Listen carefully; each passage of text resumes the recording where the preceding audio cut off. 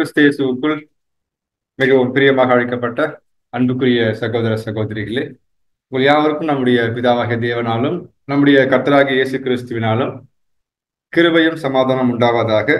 மற்றும் தேவனுடைய மாபெரும் தயவு, அவருடைய வெளியேற பெற்ற கிருபினால கூட நம் அனைவரையும் ஒன்று சேர்த்து அவருடைய மகத்துவமுள்ள சத்திய பாட்டை கேட்பதற்கு நமக்கு வாய்ப்பு கொடுத்த நம்முடைய அன்பின் பரலோக தேவனுக்கு நாம் மீண்டுமாக நன்றிகளையும் துதிகளையும் எடுத்துக்கொள்வோம். அது மட்டும் இல்லாமல் பாண்டிச்சேரி சபையுடைய அன்பின் வார்த்தைகள் நான் உங்களுக்கு என்ன பண்றேன் தெரிவித்துக் கொள்கிறேன். தேவனுடைய கிருபையால் கூட நம்ம என்ன பண்ண போறோம் அப்படின்னு பார்த்தீங்கன்னா, எல்லாருக்கும் தெரியும் என்ன படம் பார்க்க போறோம் அப்படின்றது. தேவர் எதிர்பார்க்கக்கூடிய மாபெரும் ஒரு டிவைன் அரேஞ்ச்மெண்ட், ஒழுக்க ரீதியான ஒரு செயல்படம் என்ன பண்ண போறோம்னா, முதல் முறையாக தேவனுடைய தயவு, சித்தம், இரக்கம் நிமித்தம் ஒசூர்ல நடக்க போகிறது என்ன பண்ண போறோம். தேவன் ஒரு வாய்ப்பு கொடுத்திருக்காங்க. அதற்காக என்னுடைய தனிப்பட்ட அன்பின் வார்த்தை நான் தெரிவித்துக் கொள்கிறேன். ஸோ நம்ம என்ன பண்ண போறோம் அப்படின்னு பார்த்தீங்கன்னா, இந்த தலைப்புடைய இந்த பாடத்தின் தலைப்பு என்ன பார்க்க போறோம் அப்படின்னு பார்த்தீங்கன்னாக்கா, தெய்வீக ஊழியர்களை நியமித்தல் அப்படின்ற தலைப்பு என்ன பண்ண போறோம், பாடத்தை பார்க்க போறோம். ஏன் நம்ம தலைப்பு வச்சிருக்கோம் அப்படின்னு பார்த்தோம்னா, தெய்வீக ஊழியர்களை நியமிக்கணும். ஏன் நம்ம நியமிக்கணும் அப்படின்னு கேள்வி கேட்கும் போது அவங்களாம் யார் பார்க்கறதுனா, தேவனால அங்கீகரிக்கப்பட்ட சபையை வழிநடத்தக்கூடிய ஊழியர் இருக்கிறதுனால அவங்க யாரா இருக்காங்க பாத்தீங்கன்னா, தேவ தேவ ஊழியர் இருக்கீங்களா. அமைதியா இருக்காதுங்க, என்ன பண்ண ஃப்ரீயா பேசுறாங்களா. ஏன் இந்த கேள்வி கேட்கறேன் அப்படின்னு பார்த்தீங்கன்னா, தேவனுடைய சபைக்குள்ள ஒரு முக்கியமான ஒரு சம்பவம் நடக்க போகுது. அது அவருடைய தெய்வீக வார்த்தை நடக்க போகுது, அவர் சித்தம் நடக்க போகுது. அப்படின்னா அதற்கே உரிய தேவ பிள்ளைகள் தேவைப்படுறாங்க. எதுக்குன்னா சபையை நல்வழிப்படுத்துவதற்காக தேவைப்படுறாங்க. அதுக்கு நம்ம என்ன பண்றோம், தெய்வீக ஊழியக்காரர் நியமிக்கப்பட போகிறோம். அதை குறித்தும் வசனம் வாசிச்சிருப்போம், அநேக படிச்சிருப்போம். சகலமும் நல் ஒழுக்கமாயும் செய்யப்பட கடவுது. அப்ப சகலமும் பார்க்கும்போது எல்லா காரியமும் சபைக்குள்ள செய்யப்படும் போது எப்படிதான் காணப்படும் பார்த்தோம்னா, எப்படி இருக்கணும், நல்லொழுக்கமாகவும் கிரமமாய் காணப்படும். அப்படின்னா எல்லா காரியமும் ஒழுங்குக்கு உட்பட்டு தேவனுடைய வசனம் என்ன சொல்லுது அது கேட்டதாப்புறம் நடந்து கொண்டிருக்க அடிப்படையில கொண்டு போறதுதான் சத்தியத்தை பார்க்கக்கூடிய ஒரு ஒழுங்குமுறையை பார்க்கிறோம். அதுதான் தேவனுடைய தெய்வீக ஒழுங்குமுறையில பார்க்கிறோம். அப்படி இந்த ஒழுங்குமுறை குறித்து பார்க்கறோம் இல்லைங்களா. இதை பார்க்கும்போது அந்த ஒழுங்குமுறை குறித்து வேதாகமத்தை எப்படி சொல்லப்பட்டிருக்கு, அது சொல்லிக் கொடுக்க தேவன் எப்படிப்பட்டவர் புரிஞ்சுக்கிட்டோம்னாக்கா, அவர் எப்படிப்பட்டவரோ அதே மெத்தட் நம்ம என்ன பண்ண போறோம்னா சபையில இம்ப்ளிமெண்ட் பண்ண போறோம். அது எப்படி கண்டுபிடிக்க போறோம் அப்படின்னு பாத்தீங்கன்னா, வசனம் வாசிக்கலாம். 1 கொரிந்தியர் 14 அதிகாரம் 33 வசனம். 1 கொரிந்தியர் 14 33 தேவன் காலத்திற்கு தேவனாயிராமல் சமாதானத்திற்கு தேவனாய் இருக்கிறார். பரிசுத்தவான்களுடைய சபையில் எல்லாவற்றிலேயும் அப்படியே இருக்கிறது. இந்த வசனம் கூர்ந்து கவனிக்கலாம். தேவன் நம்ம பார்க்க போற பாடம் தெய்வீக ஊழியக்காரர் நியமிக்கணும். ஏன் நியமிக்கணும் பாத்தீங்கன்னா, வசனம் சொல்லுது சகலமும் நல்லொழுக்கமாய் காணப்பட வேண்டும். அந்த நல்லொழுக்கத்தை குறித்து நம்ம எப்படி கற்றுக்கொள்ள போறோம், யார் அவங்க சொல்லிக் கொடுக்குறாங்க அப்படின்னு பாத்தீங்கன்னா, வசனம் சொல்லப்பட்டிருக்கு, தேவன் கலகத்திற்கு தேவனா இராமல். நமக்கு தெரியும், படிச்சிருப்பீங்களா, கலகம் என்ற வார்த்தை என்ன வரும். ஆக்சுவலா கலகம் இல்ல, குழப்பத்திற்கு தேவனா இராமல் மாற எப்படி பரவரு ஒழுக்கத்திற்கு தேவனா இருக்கார் அப்படின்னா அந்த வசனத்துல சொல்லப்பட்டிருக்கு. எந்த ஒழுக்கம் அப்படின்னு பார்த்தோம்னா, தேவன் எங்க இருக்கிறாங்க அப்படின்னா பரலோகத்தை வாசம் பண்றாரு. அப்ப தேவனுடைய பரலோகம் எப்படிதான் இருக்கும் பார்த்தோம்னா, எல்லா காரியங்களும் அவருடைய ஒழுக்க ரீதியா தான் காணப்படும். அப்பேற்பட்ட ஒழுக்க ரீதியா செயல்பட்டு கொண்டிருக்க தேவனை ஆராய்க்கும் நாம் எப்படிதான் இருக்கணும், அவரை பின்பற்ற நாமளும் அதே ஒழுக்கத்தை கடைபிடிக்க வேண்டும் என்றுதான் சொல்லப்பட்டிருக்கு. பின்னாடி பாருங்க, பரிசுத்த சபைகளில் எல்லாவற்றிலும் அப்படியே இருக்கிறது. எப்படி இருக்கிறது, பரலோகத்து என்ன மெத்தடோ, எப்படி தேவன் எல்லா காரியங்களையுமே ஒரு ஒழுக்க ரீதியாக செயல்படுத்தி கொண்டிருக்கிறாரோ, அப்படிப்பட்ட பிதாவாக வழங்கக்கூடிய நாமளும் சபையா கூடி வரும் பொழுது சத்தியம் சொல்லுது அப்படியே பரலோகத்துல பண்ணக்கூடிய அதே மெத்தடை இந்த பூமி என்ன பண்ணோம் நடைமுறைப்படுத்தும் போதுதான் சரியான ஒழுங்குமுறை காணப்படும். அதான் வசனம் பாருங்க, பரிசுத்தவான்களுடைய சபைகள் எல்லாவற்றிலையும் அப்படி இருக்கிறது. இப்படி போட்டுக்கலாம், இருக்கணும் இல்ல இருக்கலாம்னு போட்டுக்கலாம். இருக்கிறது அப்படின்னா எவ்வளவு நம்பிக்கை பாருக்கிட்டுதான் இருக்குதான் மெத்தடு. அப்படின்னா தேவன் பண்ணக்கூடிய எல்லா ப்ராசஸுமே எப்படிதான் இருக்குனாக்கா டீசெண்டா இருக்கும், ரொம்ப நீட்டா இருக்கும், அதுல ஒழுக்கம் கிரயமா காணப்படும். அதே மெத்தட் நம்ம என்ன பண்ண போறோம்னாக்கா நம்ம சபையில நம்ம ஏற்படுத்த போறோம். தேவன் மிகப்பெரிய ஒரு வாய்ப்பு கொடுத்திருக்கிறாங்க. சரி, நம்ம என்ன பண்ண அடுத்து என்ன பண்ண போறோம்னா, ஏன் இந்த ஒழுக்கத்தை நம்ம ஏற்படுத்தணும், என்ன காரணம் அப்படின்னு பார்க்கும்போது, சபையை நல்வழிப்படுத்த வேண்டும் என்றால் தேவன் எதிர்பார்க்கக்கூடிய அந்த ஊழியக்காரர் தேவையா இருக்கிறாங்க. அவங்க எப்படி சூஸ் பண்ண போறோம், ஏன் சூஸ் பண்ணணும், எதற்காக சூஸ் பண்ணதான் நம்ம கண்டுபிடிக்க போறோம். ஃபர்ஸ்ட் என்ன பண்ண போறோம் அப்படின்னு பாத்தீங்கன்னா, நம்முடைய ஆவிக்குரிய சபையை போஷிப்பதற்கு யார் தேவைப்படுவாங்க? அதே ஆவிக்குரிய மூப்பர்கள் தேவைப்படுறாங்க. இப்ப அவங்க எப்படி சூஸ் பண்ண போறோம் அப்படின்னு பார்த்தோம்னா, அதுக்கு முன்னாடி சில கேள்வி கேட்க போறேன். கேள்வியை மையப்படுத்தி நம்ம என்ன பண்ணலாம், பாடத்தை கலந்து போகலாம். ஃபர்ஸ்ட் நம்ம என்ன வேணும், சபையில ஒழுங்குமுறை கொண்டு வரணும். அந்த ஒழுங்குமுறை கடைபிடிப்பதற்கு தேவன் வசனங்கள் கொடுக்கப்பட்டிருக்கு. அதை யார் நடைமுறைப்படுத்த போறாங்க அப்படின்னா, சபையால தேர்வு செய்யப்பட போற தேவ ஊழியர்கள், அதான் மூப்பர்கள், உதவிக்காரர்கள் பார்க்கிறோம். அவங்க வரதுக்கு முன்னாடி நம்ம என்ன செய்யணும்னா, ஒரு மைண்ட்ல ஃபர்ஸ்ட் கொஸ்டின் அப்படி பாக்குறீங்களா, நம்மகிட்ட எல்லாருக்குமே வாகனம் வச்சிருப்போம். அது பைக்கோ காரோ இருக்கும். சரியில்லாம போயிடுச்சு, நம்ம எடுத்துன்னு போய் எங்க கொடுப்போம்? மெக்கானிக் சர்வீஸ் கொடுப்போம். எல்லா இடத்துலயுமே மெக்கானிக் சர்வீஸ் இருக்கு. எல்லா இடத்துலயும் கொடுக்க முடியுமா? ஏன் கொடுக்க மாட்டோம்? எது பெஸ்டா, எது சரியா ஒழுங்குபடுத்தி நான் கொடுத்த வண்டியை கரெக்டா கொடுப்பாங்களோ அங்கதான் கொடுப்போம். ரோட்ல எவ்வளவு கடை இருக்குல்ல, எல்லாத்தையும் கொடுக்க போறோம். சூஸ் பண்றோம், இந்த இடத்துல கொடுத்தா சர்வீஸ் நல்லா இருக்கும்ன்ற பாக்குறோம், பெஸ்டா பாக்குறோம். அடுத்து பிள்ளைங்களை படிக்கிற விஷயமா இருக்கணும். எப்படி படிக்க வைப்போம்? எவ்வளோ ஸ்கூல் இருக்குது, நம்ம கேட்போம். இந்த ஸ்கூல்ல பேர் சொல்லி என்ன பண்ணுவோம், அங்க போய் சேருங்க, அட்மிஷன் பண்ணி. எல்லாத்த காட்டிலும் அங்க என்ன இருக்கு, ஏதோ ஒரு ஒழுக்கம் இருக்கு, பர்ஃபெக்டா இருக்கு, எஜுகேஷன் நல்லா பண்றாங்கன்றத பெஸ்டா என்ன பண்றோம், சூஸ் பண்றோம். அடுத்து பார்க்கும்போது நம்ம என்ன பண்றோம் பார்த்தா, ஸ்கூலுக்கு எல்லாம் இருக்கட்டும், அவங்களோட பிள்ளைங்களை ஸ்கூல் சேர்க்கறதா இருக்கட்டும், படிச்சு என்ன வர போறேன், இன்ஜினியர் வர போறேன், டாக்டர், இதெல்லாம் ஏன் சொல்றேன்னா, அப்போ உலகப்பூர்வமா விஷயங்கள்ல நம்ம சூஸ் பண்ணும் பொழுது நாம எப்படி சூஸ் பண்றோம், எது பெஸ்டோ அதுதான் ஃபர்ஸ்ட் நம்ம சூஸ் பண்றோம். அப்படி இருக்கும் பொழுது தேவன் என்னதான் பண்ணுவாங்க, அவருடைய சபைக்குள்ள அவருடைய ஊழியக்காரர் நியமிக்க போறாங்கன்னா எப்படிதான் அவர் எதிர்பார்ப்பாங்க? அபூர்ணமான மனுஷன் நாமளே அப்படி யோசிக்கப்படும் போது, பூர்ணத்துக்கு சொந்தக்காரர் பிதாவாகிய தேவன் அவருடைய மனம் எப்படி காணப்படும்? சத்தியத்தின் அடிப்படையில் அவர் விரும்பக்கூடிய, அவர் சித்தத்தை செய்யக்கூடிய மூப்பர்கள் காணப்பட வேண்டும். அதை எப்படி இருக்குன்னு எதிர்பார்க்கிறாருன்னா, த பெஸ்ட். கரெக்ட் தானே? அப்படி பெஸ்டாக தேவன் பண்ணாங்க. அமைதியா இருக்காதீங்க. என்ன பண்ணுவாருங்க, சூஸ் பண்ணுவாரு. அது யார் சூஸ் பண்ண போறா? சபை. நம்ம ஏற்கனவே படிச்சுட்டோம், படிச்சு என்ன பண்ண போறோம், ரீகால் பண்ணிட்டு இருக்கோம். புதுசா எதுவும் பேச போறதே இல்லை இல்லைங்களா? எனக்கு தெரியும். 6th என்ன படிச்சிட்டீங்க, 6th வரையும் படிச்சு நீங்க முடிச்சுட்டு என்ன பண்றீங்க, ப்ராப்பரா ஆரம்பிக்கிறீங்க, தெரியும் எனக்கு. அப்ப சபையில ஊழியக்காரங்க சூஸ் பண்றோம்னா எல்லாருமே பார்க்கணும். அதுக்கு சில மெத்தட் இருக்குது. அந்த மெத்தடை பயன்படுத்தி என்ன பண்ண போறோம், நம்ம தன் காரங்களை உயர்த்தி தேவசத்தை இதான் நம்ம நடைமுறைப்படுத்த போறோம். அப்ப சபையில எல்லா ஊழியர் இருக்கிறாங்க தான், ஆனா அதுக்கே உரிய ஊழியர் யாரும் கண்டுபிடிக்க போறோம். அப்ப இந்த அவங்கள ஊழியர் கண்டுபிடிக்க போறாங்கன்னா அந்த முடிவு எடுக்க போற கெப்பாசிட்டி யாருக்கு இருக்குது, டிசிஷன் மேக்கிங் யாருக்கு இருக்கு, கையில இருக்கு. சபையினுடைய ஊழியக்கார மூப்பலா இருக்கட்டும், உதவிக்காரலா இருக்கட்டும், அவங்களை சூஸ் பண்ணக்கூடிய அதிகாரம் யாருக்கிட்ட தான் இருக்கு? சபைக்கிட்ட தான் அந்த அத்தாரிட்டி இருக்கு. அதுக்கு வசனம் ஞாபகம் இருக்கு. அதாவது மத்திய 18ஆம் அதிகாரம் 15 மற்றும் 17 வாசிக்கலாம். உன் சகோதரன் உனக்கு விரோதமாக குற்றம் செய்தால் அவனிடத்தில் நீ போய் நீயும் அவனும் தனித்திருக்கையில் அவன் குற்றத்தை அவனுக்கு உணர்த்து. அவன் உனக்கு செவி கொடுத்தால் உன் சகோதரனை ஆயத்தப்படுத்திக் கொண்டாய். அவன் செவி கொடாமற் போனால் 2-3 சாட்சிகளுடைய வாக்கினாலே சங்கதி எல்லாம் நிலை வரப்படும்படி இரண்டொருவரை உன்னுடனே கூட்டிக் கொண்டு போ. அவர்களுக்கு அவன் செவி கொடாமற் போனால் அதை சபைக்கு தெரியப்படுத்து. சபைக்கு செவி கொடாதிருப்பானால் அவன் உனக்கு அந்நியனை போலவும் ஆயக்காரனை போலவும் இருப்பானாக.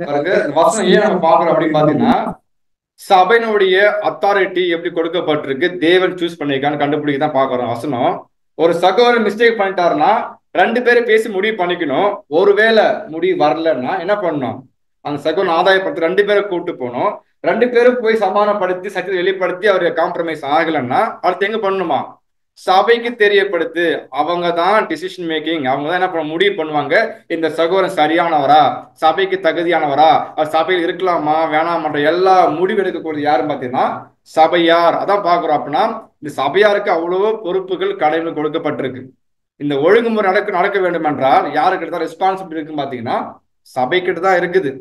சபையார் என்ன பண்ணணும், த பெஸ்ட் என்ன சூஸ் பண்ண போறோம், கண்டுபிடிக்க போறோம். அப்படின்னா சபையாரும் பார்க்கும்போது எல்லாருமே சூஸ் அவங்க யாரா இருக்கணும்? தேவனோடு. இதான் முக்கியமான விஷயங்கள் நம்ம படிச்சு ஞாபகப்படுத்திக்கலாம். எல்லாரும் இருக்கலாம்.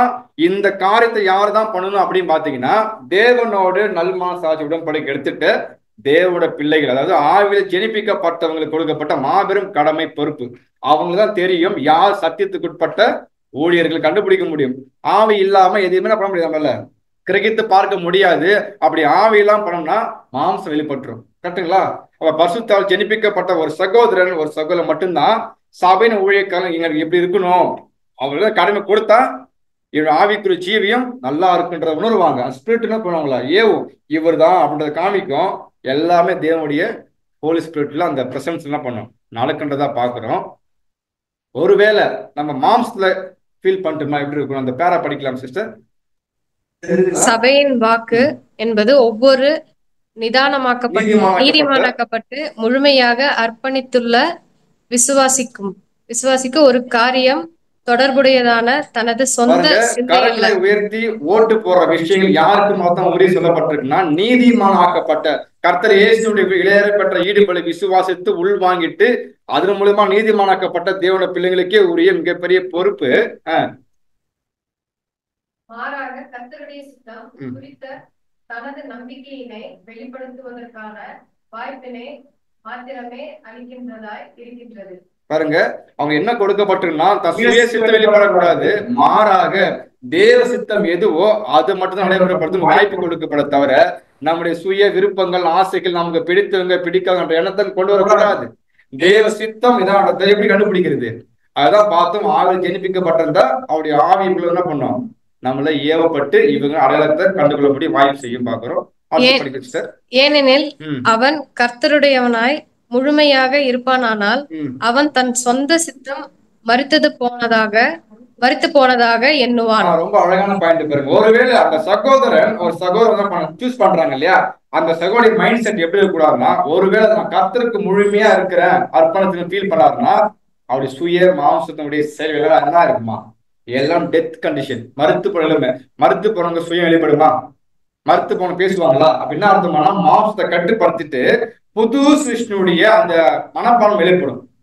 அவர் வெளிப்படும் போது தெரியும் சபைக்கு ஆரோக்கியமான உதவிக்காரர்கள் மூப்பர்கள் கொண்டு வரப்பட முடியும். அதான் சகோதரர் சொல்றாங்க, ஃப்ரெஷ்லி எய்மிங் பண்ணக்கூடாது, எல்லாமே பரிசுத்தால் ஏவப்பட்டு பண்ணக்கூடிய ஒரு விஷயமா காணப்பட வேண்டும். அப்படி வரக்கூடியவங்க யாரும் பாக்குறோம்னாக்கா சபையினுடைய மூப்பர்கள் மற்றும் உதவிக்காரர்கள் இப்படிதான் நியமிக்கப்பட வேண்டும். இதுதான் சகலமும் நல் ஒழுக்கமாயும் கிரமமாயும் செய்யப்பட கடவுது.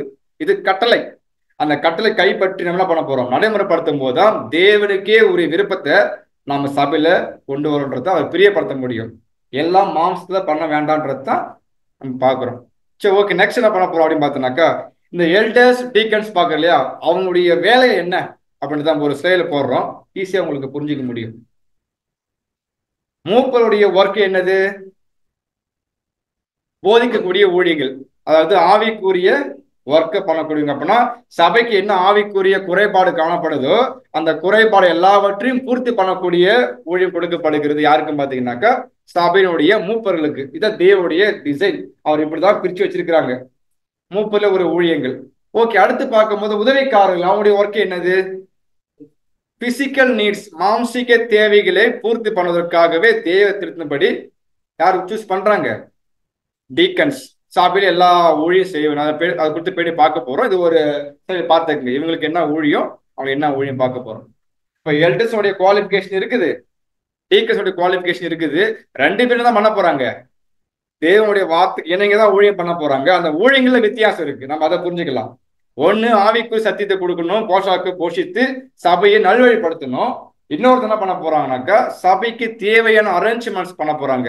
ரெண்டுமே தேவனுடைய பார்வையில அங்கீகரிக்கக்கூடிய ஒரு விஷயமா காணப்படுது. சரி, ஓகே. சபையினுடைய ஊழிய காலம் எப்படி தேர்ந்தெடுத்த முறையை கண்டுபிடிப்பது? சபையின் ஊழியக்காரர்களை தேர்ந்தெடுக்கும் சரியான முறையை நம்ம எப்படி கண்டுபிடிப்பது அப்படின்னு பார்த்தா எங்க போய் கண்டுபிடிக்கலாம்? இங்கிருந்து வெளில போனா கண்டுபிடிச்சிடலாமா? இல்ல. அப்ப எங்க கண்டுபிடிக்க வாய்ப்பு இருக்கு? ஆதிகால சபையில, அதாவது பரிசுத்த வேதாகமத்துக்குள்ள தான் போகணும். ஆதிகால சபையில மூப்பர்களையும் பொதுவாக பண்ணாங்க, தேர்ந்தெடுத்தாங்க. அந்த முறையை ஃபர்ஸ்ட் என்ன பண்ணிருக்காங்க, கிறிஸ்துவுக்கு அப்புறம் நடைமுறைப்படுத்தினால இப்ப நாம என்ன பண்றோம், அதை ஃபாலோ பண்ண போறோம். ஏன்னா கிறிஸ்து சபைக்கு என்ன இருக்காரு? தலையா இருக்கிறாரு. அப்போஸ்தலர்கள் அந்த பில்டிங்கோடைய பேஸ்மெண்ட், அது மேல கட்டப்பட்ட வருகிறோம் அப்படின்னா அவங்க பண்ணிருக்கிறாங்க அப்படின்னா சில பேர் கேள்வி கேட்பாங்க, அது அந்த காலத்துக்கு தேவைப்படுச்சு பிரதர். அப்போஸ்தலருடைய விஷயத்துல அப்ப ஒழுக்க ரீதியே இல்ல, சபை ஸ்தாபிக்கப்பட்டதுனால அவங்க நடைமுறைப்படுத்தினாங்க, ஒரு நிர்வாகத்துக்காக ஏற்படுத்தினாங்க, நம்ம செய்யணுமான்னு கேள்வி கேட்கிறாங்க. வேதம் சொல்லுது, நீங்க உண்மையான பசுத்தால் ஜெனிப்பிக்கப்பட்ட தேவனுடைய பிள்ளைகளா இருந்தால் கிறிஸ்து மூலக்கல்லு அந்த பில்டிங்க்கு, அந்த பில்டிங் அஸ்திபாரம் அப்போஸ்தலர்கள். நாம் உண்மையா மேல கட்டப்படுறோம்னா என்ன பண்ணி ஆகணும்? இதை நடைமுறைப்படுத்தி ஆகணும். அது அப்ப பண்ணாங்கன்றதுல 7 கால சபைக்குமே தெய்வீக ஒழுங்கு அப்ளை ஆகுமா ஆகாதா? ஒருவேளை சொல்றத பார்த்தாக்கா முதலாம் சபைக்கு மட்டும் தான் அப்ளை ஆகிற மாதிரி இருக்குல்ல? இல்ல, தேவன் குழப்பத்திற்கு தேவன் அல்ல. அப்ப 7 கால சபைக்கும் யாரா இருக்காருங்க? தேவனா இருக்க பாக்குறோம். அப்ப சொன்ன வார்த்தை எல்லா யுகத்துக்குமே பொருந்தும். ஓகேங்களா? சரி, ஓகே. அப்பனா எப்படி தேர்ந்தெடுத்தாங்கன்ற முறைகள் நமக்கு தெரியும், ஞாபகப்படுத்திக் கொள்ளலாம். எப்படி பார்த்தோம்னாக்கா வசனம் வாசிக்கலாம். அப்போஸ்தலர் 14ஆம் அதிகாரம் 23ஆம் வசனம். அல்லாமலும் அந்தந்த சபைகளில் அவர்களுக்கு மூப்பர்களை ஏற்படுத்தி வைத்து சிஸ்டர், அந்த வசனம் தெரியும். அப்போஸ்தலர் 14:21 மறக்கவே வேண்டாம். அல்லாமலும் அந்தந்த சபைகளில என்ன பண்றாங்கன்னா சபைகள்ல மூப்பர்களை ஏற்படுத்தி பாக்குறோம். மூப்பனா மூப்பர்களா? அதான் முக்கியம். மூப்பனா ஒரு சகோதரன் அது தேர்வு செய்யக்கூடாது. ஏன்னா வசனம் சொல்லுது, நம்ம சொல்லல. ஏன்னா ஒருவேளை ஒரு சகோதரன் தேர்வு செய்யப்பட்டா அந்த ஒரு வருஷம் ஃபுல்லாவே அவருடைய மனப்பான்மை என்ன தோணுதோ அதுதான் பண்ண முடியும். ஒருவேளை பாடுகள் அதிகமாகும், அவருக்கு பாடுகள் அதிகமா வந்து பண்ண முடியாது. அதான் வயசு சொல்லுது, ஒன்றுக்கு மேற்பட்டவர்கள் மூப்பர்களை என்ன பண்ணுங்க ஏற்படுத்தணும். ஏற்படுத்தினாதான் சரி. ஏன்னா வேதம் அங்கீகரிக்கிறது மூப்பர்கள் பாக்குறோம். அந்த ஏற்படுத்தின வார்த்தை நமக்கு தெரியும் என்ன மீனிங் என்னங்க? ஏற்படுத்தின அது கிரீக் வேர்ட்ஸ். இப்ப புரியுதா என்னது? பிரிட்டோனியாவா? அப்படின்னு அர்த்தம் கரங்களை உயர்த்தி தான் வசனம் சொல்லுது. அப்படின்னா வசனத்து கீழ்ப்படியக்கூடிய விஷயம் பார்க்கணும். ஆரம்பத்துல பார்த்தேன் இல்லையா, ஆவில ஜெனிப்பிக்கப்பட்டவங்க சத்திய ஆவின்னு சொல்லுதோ அது அப்படின்னா பண்ண ஒப்பு கொடுப்பாங்க. அப்படின்னா வசனம் சொல்லுது கரங்களை உயர்த்தி சபைகள்ல மூப்பர்களையும் உதவிக்காரர் நியமிக்கணும்னு வசனம் சொல்லப்படும் போது அது கீழ்ப்படுது அளமானதா? அளமானதானே? அதுதான் சத்தியம். ஓகேங்களா? அப்படின்னா இந்த மெத்தட் நமக்கு தெரியும். அப்ப நம்ம கரங்களை உயர்த்தி யார் சூஸ் பண்ண போறோம்? ஃபர்ஸ்ட் யாரை பார்க்க போறோம்னா மூப்பர்களை பத்தி பார்த்துடலாம். ஓகேங்களா? மூப்பர்களை எப்படி சூஸ் பண்ண போறோம் அப்படின்னு பார்த்தோம்னா தேவனுடைய வசந்த அடிப்படையில தன்னுடைய கரங்களை உயர்த்தி இவர் சபைக்கு மூப்பர் உதவி செய்யறது என்ன பண்ண போறோம்? செய்ய போறோம். ஏன் அவரை கொண்டு வர போறோம் அப்படின்னு பார்த்தோம்னா அந்த மூப்பருக்கு ஒரு ரெஸ்பான்சிபிலிட்டி, மிகப்பெரிய கடமை, பொறுப்பு கொடுக்கப்பட்டிருக்கு. அதுல 3 விஷயம் என்ன நம்ம எடுத்து பார்க்க போறோம். ஒன்னு பார்க்கும்போது ஃபீட் த ஃப்ளாக் அப்படின்னா தமிழ்ல ரொம்ப கஷ்டமான கேள்வி கேட்டணும். சபைக்கு போஷிக்கிறது, உணவு கொடுக்கிற விஷயங்கள் யாரு யார் பார்க்கணும்? அத சபையினுடைய மூப்பர்களுடைய கடமை. 2வது ப்ரொடெக்ட் த ஃப்ளாக் அப்படின்னா என்ன அர்த்தம்? சபைய வேலி அடைத்து பாதுகாத்துக் கொள்ளணும். ஏன்னா இன்னும் உள்ள வரணும் வாய்ப்பு இருக்குது. ஸோ அதை கவனமா பார்க்கக்கூடிய மனப்பான்மை உள்ள ஒரு சகோதரனா இருக்கணும். 3வது சபை என்ன பண்ணும்? கிறிஸ்துக்குள்ள கட்டி எழுப்பணும். அவங்க சபையா மாற்றுவதற்கு முழு ரெஸ்பான்சிபிலிட்டி யாருக்கு இருக்கு? மூப்பருக்கு இருக்குன்றத பார்க்க போறோம். 3 பாயிண்ட் இதான் யாருன்னா எல்டர்ஸ் அப்படின்னு பாக்குறோம். நம்ம எங்கேயுமே பார்த்தோம்னா இங்கிலீஷ் தமிழ் சரி எல்டர்னு வார்த்தை வராது, எல்டர்ஸ்னு வரும். அப்படின்னா ஒன்றுக்கு மேற்பட்டவர்கள் நீங்க என்ன பண்ணுங்க மனசுல வச்சுக்கோங்க. சத்தியத்தை மட்டும் தான் பண்ணலாம், உள் வாங்கிக்கலாம். சரி, இந்த மூப்பர்கள் யார் ஏற்படுத்துறா? சபை ஏற்படுத்துறாங்க. சபைக்கு யார் வெளிப்படுத்துறா? தேவன். வசனம் வாசிக்கலாம். அப்போஸ்தலர் 20:28. ஆகையால் உங்களை குறித்தும் தேவன் தம்முடைய சுயரத்தத்தினாலே சம்பாதித்து கொண்ட தமது சபையை மேய்ப்பதற்கு பரிசுத்த ஆவி உங்களை கண்காணிகளாக வைத்த மந்தை முழுவதை குறித்து எச்சரிக்கையா இருங்கள். இந்த வசனம் முக்கியமான வசனம் இது. அப்போஸ்தலர் 20:28. ஆகையால் உங்களை குறித்தும் தேவன் தம்முடைய சுய ரத்தத்தினால சம்பாதித்து கொண்ட, மிகப்பெரிய பாயிண்ட் பார்த்தா, மகனை கர்த்தராகிய இயேசு கிறிஸ்துவை அனுப்பி அவர் விசுவாசத்துக்குள்ள வந்தாங்கல்ல நீதிமானாக்கப்பட்டாங்க, அவங்க எல்லாரும் சொல்றாரு சம்பாதித்து கொண்ட தமது சபையை. இது யார் சபை? இது நம்ம தப்பு தவறு பேச, இது ஏன் சபைன்னு சொல்லவே கூடாது. தேவ சபை. அதான் நான் பார்த்தேன், தெய்வீக ஊழியர் நியமிக்க போறோம், நம்ம நியமிக்க போறது இல்ல. எல்லாமே டிவைன் அரேஞ்ச்மெண்ட் படி தான் போகணும். அப்பனா தேவன் நமது சபையை மேய்ப்பதற்கு பரிசுத்த ஆவி அப்ப நம்ம கண்காணி வைத்திருக்குல்ல, யார் ஏற்படுத்தினது? தேவனுடைய பரிசுத்த ஆவி சூஸ் பண்ணிருக்கு. இவர்தான் இந்த சபையை வளர்த்தக்கூடிய பொறுப்புள்ள ஒரு மூப்பர்கள் அப்படின்றத சொல்லியிருக்கு. அப்ப நம்ம என்ன பண்ண, சபையை குறித்து ரொம்ப கேர்ஃபுல்லா கவனமா கொண்டு போகணும். ஃபர்ஸ்ட் பையன் என்ன பண்ண போறோம்னு பார்த்தீங்கன்னா ஃபீட் த ஃபிளாக். அப்படின்னா சபைக்கு எப்படி ஒரு நல்ல சிறந்த மூப்பர், பெஸ்ட் மூப்பர் எப்படி ஆவிக்குரிய போஷாக் கொடுப்பான்றதை கண்டுபிடிக்க போறோம். அதை குத்து ரசில் அழகாக கொடுத்துருக்குறாங்க. ஃபர்ஸ்ட் நம்ம நல்லா போதிக்கணும், சத்தியத்தை சத்தியம் எடுத்து போதிக்கூடிய பக்குவப்பட்டிருக்கணும். எதையும் உரிச்சு மறைச்சு வைக்காம என்ன பண்ணவரு சபைக்கு எல்லாவற்றையும் கொடுக்கணும். எதுக்கு கொடுக்கணும்? அந்த உணவு உள்ள போயிட்டு செரிமானம் அடைந்து அவங்களுடைய புதிய சிந்தை அபிவிருத்தி அடையணும். எப்படி நம்ம காலை டிஃபன் சாப்பிட்றோம் இல்லையா, ஏன் சாப்பிடணும்? எழுந்த உடனே மதியம் ஏன் சாப்பிடணும்? ஏன் நைட் சாப்பிடணும்? சரீரத்துக்கு அப்பதான் பலம் கிடைக்கும், ஒர்க் பண்ண முடியும். கரெக்டா? அப்ப அதே மாதிரிதான் புதிய சிருஷ்டிக்கு என்ன பண்ண மூப்பர் அவங்களுக்கு தேவையான ஆகாரத்தை கொடுத்து அந்த புது சிருஷ்டி எப்பவுமே ஆக்டிவ்ல வச்சுக்கணும். அப்பதான் அதுக்குள்ள செரிமானம் அடைந்து அந்த பூசியுடைய கிரியை வெளிப்படுத்த முடியும். அதுக்கு தான் மூப்பரை தேர்வு செய்ய பார்க்கணும், சபைக்கு நன்மை உண்டாகும்படியாக. அடுத்து பார்க்கும்போது டியூ சீசன் என்னதுங்க? Give them the meat in due season. அப்படின்னா ஏற்ற கால சத்தியம் பண்ண அவங்களுக்கு கொண்டு சேர்க்கணும். ஒரே மாதிரி கொண்டு போகாம இப்ப என்ன சிச்சுவேஷன் போயிட்டு இருக்கு? இஸ்ரேல் காசா போர் போயிட்டு இருக்கு. 83 சங்கீதம் அறிவு கொடுக்கப்பட்டிருக்கணும். அதுக்கப்புறம் நடக்க போகுது, மகாபத்திரம் வரப்போகுது. நம்ம என்ன செய்ய போறோம்? நம்ம இன்னும் வேடிக்கை பார்த்து உட்காந்துருக்கோமா, இல்ல முடிச்சு மேல போயிட்டு நடத்த போறோம்ன்ற ஒரு எல்லா சக்தியும் கொண்டு வரணும். இதான் ஏற்ற கால சக்தியை கொடுக்கக்கூடிய ஒரு மூப்பரை காணப்பட வேண்டும். அதே மாரி சபையை நம்ம கொண்டு போயிட்டு பசுமையான புல் எங்க இருக்கோ அங்க என்ன பண்ண மேய்ப்பர் போயிட்டு மேய்த்து சாப்பிட வைத்து என்ன பண்ணுவாருங்க, தண்ணீர் பாய்ச்சி ரொம்ப அழகா பராமரிப்பாரு. அதே மாதிரி ஸ்பிரிச்சுவலா இருக்கக்கூடிய தேவனுடைய பிள்ளைகளை ஒரு மூப்பர் என்ன பண்ணாக்கா சத்தியங்கள் அதிகமா இருக்கிற இடத்துல பண்ணணும், கொண்டு போய் நம்ம மேய்க்கணும். அப்படின்னா சபை கூடைக்குதான், சபைக்குள்ள அவ்வளவு சத்தியம் கொடுத்து பசுமையான அவங்களுக்கு சாப்பிட வச்சு கிறிஸ்துவனுடைய கேரக்டருக்கு என்ன பண்ணுவாங்கள கொண்டு போவதற்கான ஒரு சரியா வேலை செய்யக்கூடியவர் தான் பார்க்கிறோம். ஒரு சரியான ஒரு மூப்பரா காணப்படக்கூடிய தேவனுடைய பிள்ளைகள் இருக்கணும். ஃபர்ஸ்ட் பாயிண்ட் பார்த்தோம்னா பாயிண்ட் பார்த்துட்டு இருக்கோம், சபைக்கு எப்படி போஷா கொடுக்கணும், மூப்பருடைய வேலை பார்த்துட்டு இருக்கோம். அடுத்து பார்க்கும்போது அவரோட வேலை எப்படி தான் இருக்கணும், இது என்னுடைய ரெஸ்பான்சிபிலிட்டி ஃபர்ஸ்ட் எடுத்துக்கணும். அவரு தேவன் கொடுத்த ஒர்க்கை கடமைக்குன்னு போன ஓகே, மூப்பரை எழுப்பாச்சு, நம்ம என்ன பண்ணலாம், Sunday service, week days meeting அப்படி இல்லாம அதுக்கே உரிய ஒரு பொறுப்பு எடுத்துக்கணும். தேவன் பரிசுத்த ஆவி என்ன பண்ணிருக்கோம்ல வாய்ப்பு கொடுத்துருக்கு. அப்படின்னா பரலோகத்தோட தேவன் என்ன பண்ணாங்க, நீங்க தான் இருக்குன்னு கொடுத்து அந்த வாய்ப்பு என்ன பண்ணும், எவ்வளவு கேர்ஃபுல்லா பண்ணும், எச்சரிக்கையாக சொல்லப்பட்டிருக்கு இல்லையா. அது சரியா மனசு வச்சா மட்டும்தான் சபையோடைய ரெஸ்பான்சிபிலிட்டி எடுத்துக்க முடியும். ஒவ்வொரு சகோதரனுக்காக என்ன பண்ண அவரு பொறுப்படுத்தாகணும். ஒருவேளை இவங்க எனக்கு கூறியவர்கள் பார்க்க முடியுமா, இல்ல அவர் புதுசு அப்படி இல்ல, எங்க கூடிய எல்லா ஆடுகளுக்கும் முழு பொறுப்பு யார் தான், அந்த சபையினுடைய மூப்பர்கள் தான் பொறுப்பாக பார்க்க முடியுது.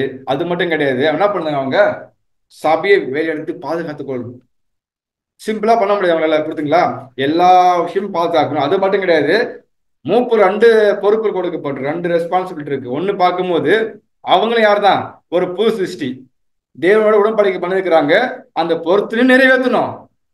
2வது சபையக்கூடிய கடமை பொறுப்பு யாருக்கு ஒப்பு கொடுக்கப்பட்டிருக்கு, அந்த மூப்பர்களுக்கு. அவர் என்ன பண்ணணும், அதையும் சரியா கொண்டு போகணும். ரொம்ப ஈஸியா கஷ்டமா? ரொம்ப கஷ்டம். ஆனா தேவன் என்ன பண்ணுவாங்க, முழு பாதுகாப்பு கொடுப்பாங்க, ஹெல்ப் பண்ணுவாங்க. அப்படின்னா ஒரு மூப்பரா கூட என்ன பண்ணாக்கா சபையையும் மேய்க்கணும், தன்னையும் மேய்த்துக் கொள்ளணும். இதான் மேய்ப்புடைய விஷயங்கள். ஓகேங்களா? பார்க்கணும். அடுத்து பார்க்கும்போது வசனம் வாசிக்கலாம். 1 பேதுரு 5ஆம் அதிகாரம் 1ஆம் வசனம்.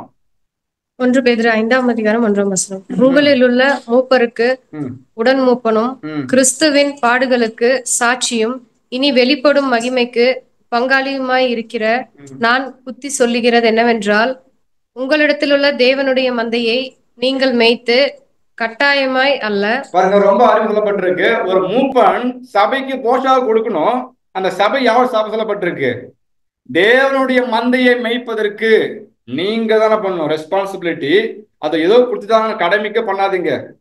எப்படி பண்ணும், அதை உள் வாங்கி எனக்கே உரிய பொறுப்புகள் தேவன் என்னை நம்பி கொடுத்திருக்கிறாரு, நான் செய்வேன் நம்பி கொடுத்திருக்கிறாங்க. நம்பிக்கை நிறைவேற்றக்கூடிய பாத்திரமா காணப்படும் யாருங்க, அந்த சபையின் மூப்பர் ஏதோ குட்டாச்சு ஒர்க் அப்படின்னு கட்டாயமா இல்ல, சரியா நம்ம நம்ம கொண்டு போகணும். அப்ப சபைக்கு தேவை வேலையை எடுத்து பாதுகாப்பு நிலைமை கொண்டு வரணும். ஒருவேளை சரியா கொண்டு போகலைன்னா என்ன நடக்கும் அப்படின்னு பார்க்கும்போது பிரசில் ஒரு பேரா கொடுத்திருக்காங்க, படிக்கலாம்.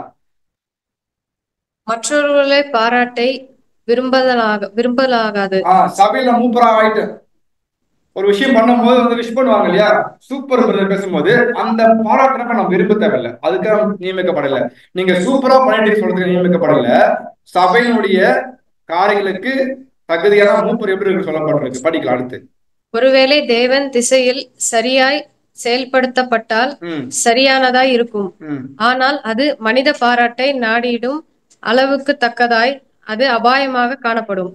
ஏனெனில் நம்மை சுற்றி இருப்பவர்கள் நன்மை போன்று ஆபூரணவர்களாய் இருப்பதனால் அவர்கள் நமது கர்த்தரால் நிராகரிக்கப்படுபவைகளும் கண்டிக்கப்படுபவைகளாயும் எப்பொழுதும் அங்கீகரிக்கிறவர்களாகவும் பாராட்டுகிறவர்களாகவும் காணப்படுகின்றனர்.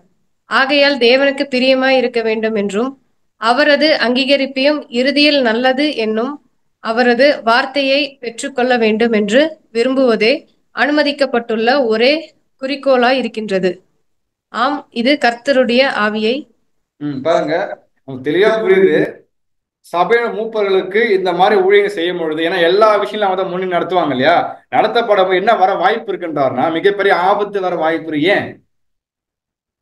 எல்லாருமே அபூர்ணத்துல இருக்கிறதுனால அவங்கள பார்த்து சொல்லும் பொழுது அவங்களுக்கு மேட்டி மடுதற்கு வாய்ப்பு இருக்கு. அந்த மேட்டிம நிமித்தம் விழுந்து போவதற்கு வாய்ப்பு இருக்கு. அப்படி பண்ணாம என்ன பண்ணாக்கா, ஆகையால் தேவனுக்கு பிரியமா இருக்க வேண்டும் என்றும் எவரது தேவனுடைய அங்கீகரிப்பையும் இறுதியில் நல்லது, நீ பண்ண ஊழியம் சூப்பர் சத்தம் கேட்கணும், அதுக்குத்தான் நீ ஊழியர்கள் நியமிக்கப்பட்டிருக்க தவிர சபையாருக்கு மத்தியில வந்து ஒரு பேர் புகழ்ச்சியோ மனமேட்டு உண்டாக்கத்தக்கதாக வெரி குட் சூப்பர் பிரதர் அப்படி சொல்றதுக்காக இல்ல. தேவன் சொல்லணும், சத்தத்தை என்ன பண்ணும், உண்மையும் முத்தமுள்ள ஊழியக்காரனே கொஞ்சத்துல உண்மையா இருந்தான் சத்தம் கேட்கப்படுற அளவு என்ன பண்ணணும், அந்த மட்டும் தான் அங்கீகரிப்பா இருக்கணும். ஏன்னா எனக்கு கொடுத்த ஒர்க் யாரு கொடுத்த, அந்த ஒர்க்கை தேவன் கொடுத்தாங்க. அவர் தான் என்ன பண்ணும், சர்டிஃபைட் பண்ணணும், இவரு நல்லா பண்ணியிருக்கிறாரு பண்ணலன்ட்டு. சபையார் என்ன பண்ணணும், அதை சப்போர்ட் பண்ணணும். ஆனா எப்படி பண்ணக்கூடாது, அவங்க எனக்கு பாராட்டுவாங்க, என்னை அந்த மேன்மைக்குள்ள கடந்து போயிட்டு அப்படின்ற எண்ணம் வரக்கூடாது சொல்லப்பட்டிருக்கு. ஏன் சொல்றாங்கன்னா, கட்டாயம் எல்லாம் பார்த்தோம் இல்லையா, அப்படின்னா எப்படி அங்கீகரிக்கணும்னா மந்தையை மேய்ப்பதற்கு ரொம்ப சந்தோஷமாகவும் என்ன பண்ணுவாங்க, அது ஈடுபாடு என்ன பண்ணணும், இன்வால்மெண்டோட இறங்கி ஒர்க் பண்ணணும். ஏதோ கடமை செய்யாம என்ன பண்ணணும், அதை விட்டு என்ன பண்ணணும், தெளிவா தேவன் கொடுத்த ஒர்க்கை உள் வாங்கிட்டு செயல்படுத்தப்படுற விஷயமா இருக்கு பாக்குறோம். ஒருவேளை சபையோட பண்ணானா கஷ்டம் ஆபத்து வர்றது குறிப்பிட்டிருக்கு. சரி, ஓகே, இந்த எல்லாத்துக்கும் அவங்க முன்மாதிரி இருக்கிறாங்கல்ல, வேலை எடுத்து பாதுகாக்கிறாங்க. அப்ப சபைக்கு அவங்க எப்படி காணப்படணும், சபைக்கு அவங்க யாரா இருக்கணும், வசனம் வாசிக்கலாம். 1 பேர் 5ஆம் அதிகாரம் 3ஆம் வசனம். 1 பேதுரு 5ஆம் அதிகாரம் 3ஆம் வசனம். சுதந்திரத்தை இருமாப்பாய் ஆளுகிறவர்களாக அல்ல, மந்தையை மாதிரிகளாகவும் கண்காணிப்பு செய்யுங்கள். பாருங்க, இது மிகப்பெரிய ஒரு வாய்ப்பு கொடுத்தாச்சு. இதுக்கப்புறம் யார் ராஜா, நான் தான் சபைக்கு மூப்பர், நான் தான் எல்லாம் அப்படின்ற அந்த ஒரு ஆளுகைத்தன்மை, இருமாப்பா ஆளக்கூடிய அந்த அதிகாரம் எனக்கு கொடுக்கப்பட்டிருக்கு அப்படின்ற எண்ணமே சுத்தம் வரக்கூடாது. வசனம் ரொம்ப அழகாக கண்டித்து பேசிட்டு பாருங்க, இருமாப்பாய் ஆளுகிறவை அல்ல, வேற எப்படி பிரதர் அப்படின்னா மந்தைக்கு மாதிரிகளாக. அப்படின்னா நீங்க பேசக்கூடிய சத்தியங்கள், நீங்க பேசக்கூடிய வார்த்தைகள், நடக்கைகள், செய்கை எல்லாமே சபைக்கு எப்படி இருக்கணும், மாதிரியா காணப்படும். அப்ப அந்த அளவுக்கு ஒரு மூப்பன் மிகப்பெரிய ஒர்க் இது. சத்தியம் வந்து பேசுறோம்னா பேசின வார்த்தையை நான் நடைமுறைப்படுத்தும் போது யாரு கவனிப்பாங்க, சபையார் கவனிப்பாங்க. நான் தெரிஞ்ச சபையார் மூப்பர் சரி என்ன பண்றாங்க, சொல்ற மாதிரி வாழ்ற மாதிரி சொல்றாங்கன்றதான் பார்ப்பாங்க, சபையை பார்ப்பாங்க. ஒருவேளை நல்லா சத்தியம் நல்லா பேசுறாரு, நல்ல சத்திய அறிவு கொடுக்கப்பட்டிருக்கு, ஆனா என்ன இல்ல, கேரக்டர் இல்ல, சரியா இருக்குமா அது? அப்ப என்ன நினைச்சிருக்காரு, அறிவு எனக்கு நல்லா இருக்கு, இருமாப்பா ஒரு எனக்கு எல்லாமே தெரியுன்ற மனப்பான்மை என்ன பண்ற பேசிட்டு பார்த்தவர அந்த அன்பின் குணங்கள் காணப்படவில்லை என்றால் சரியா இருக்காது. அப்படி சபைக்கு அவரு நல்ல போஷா கொடுக்க முடியுமா?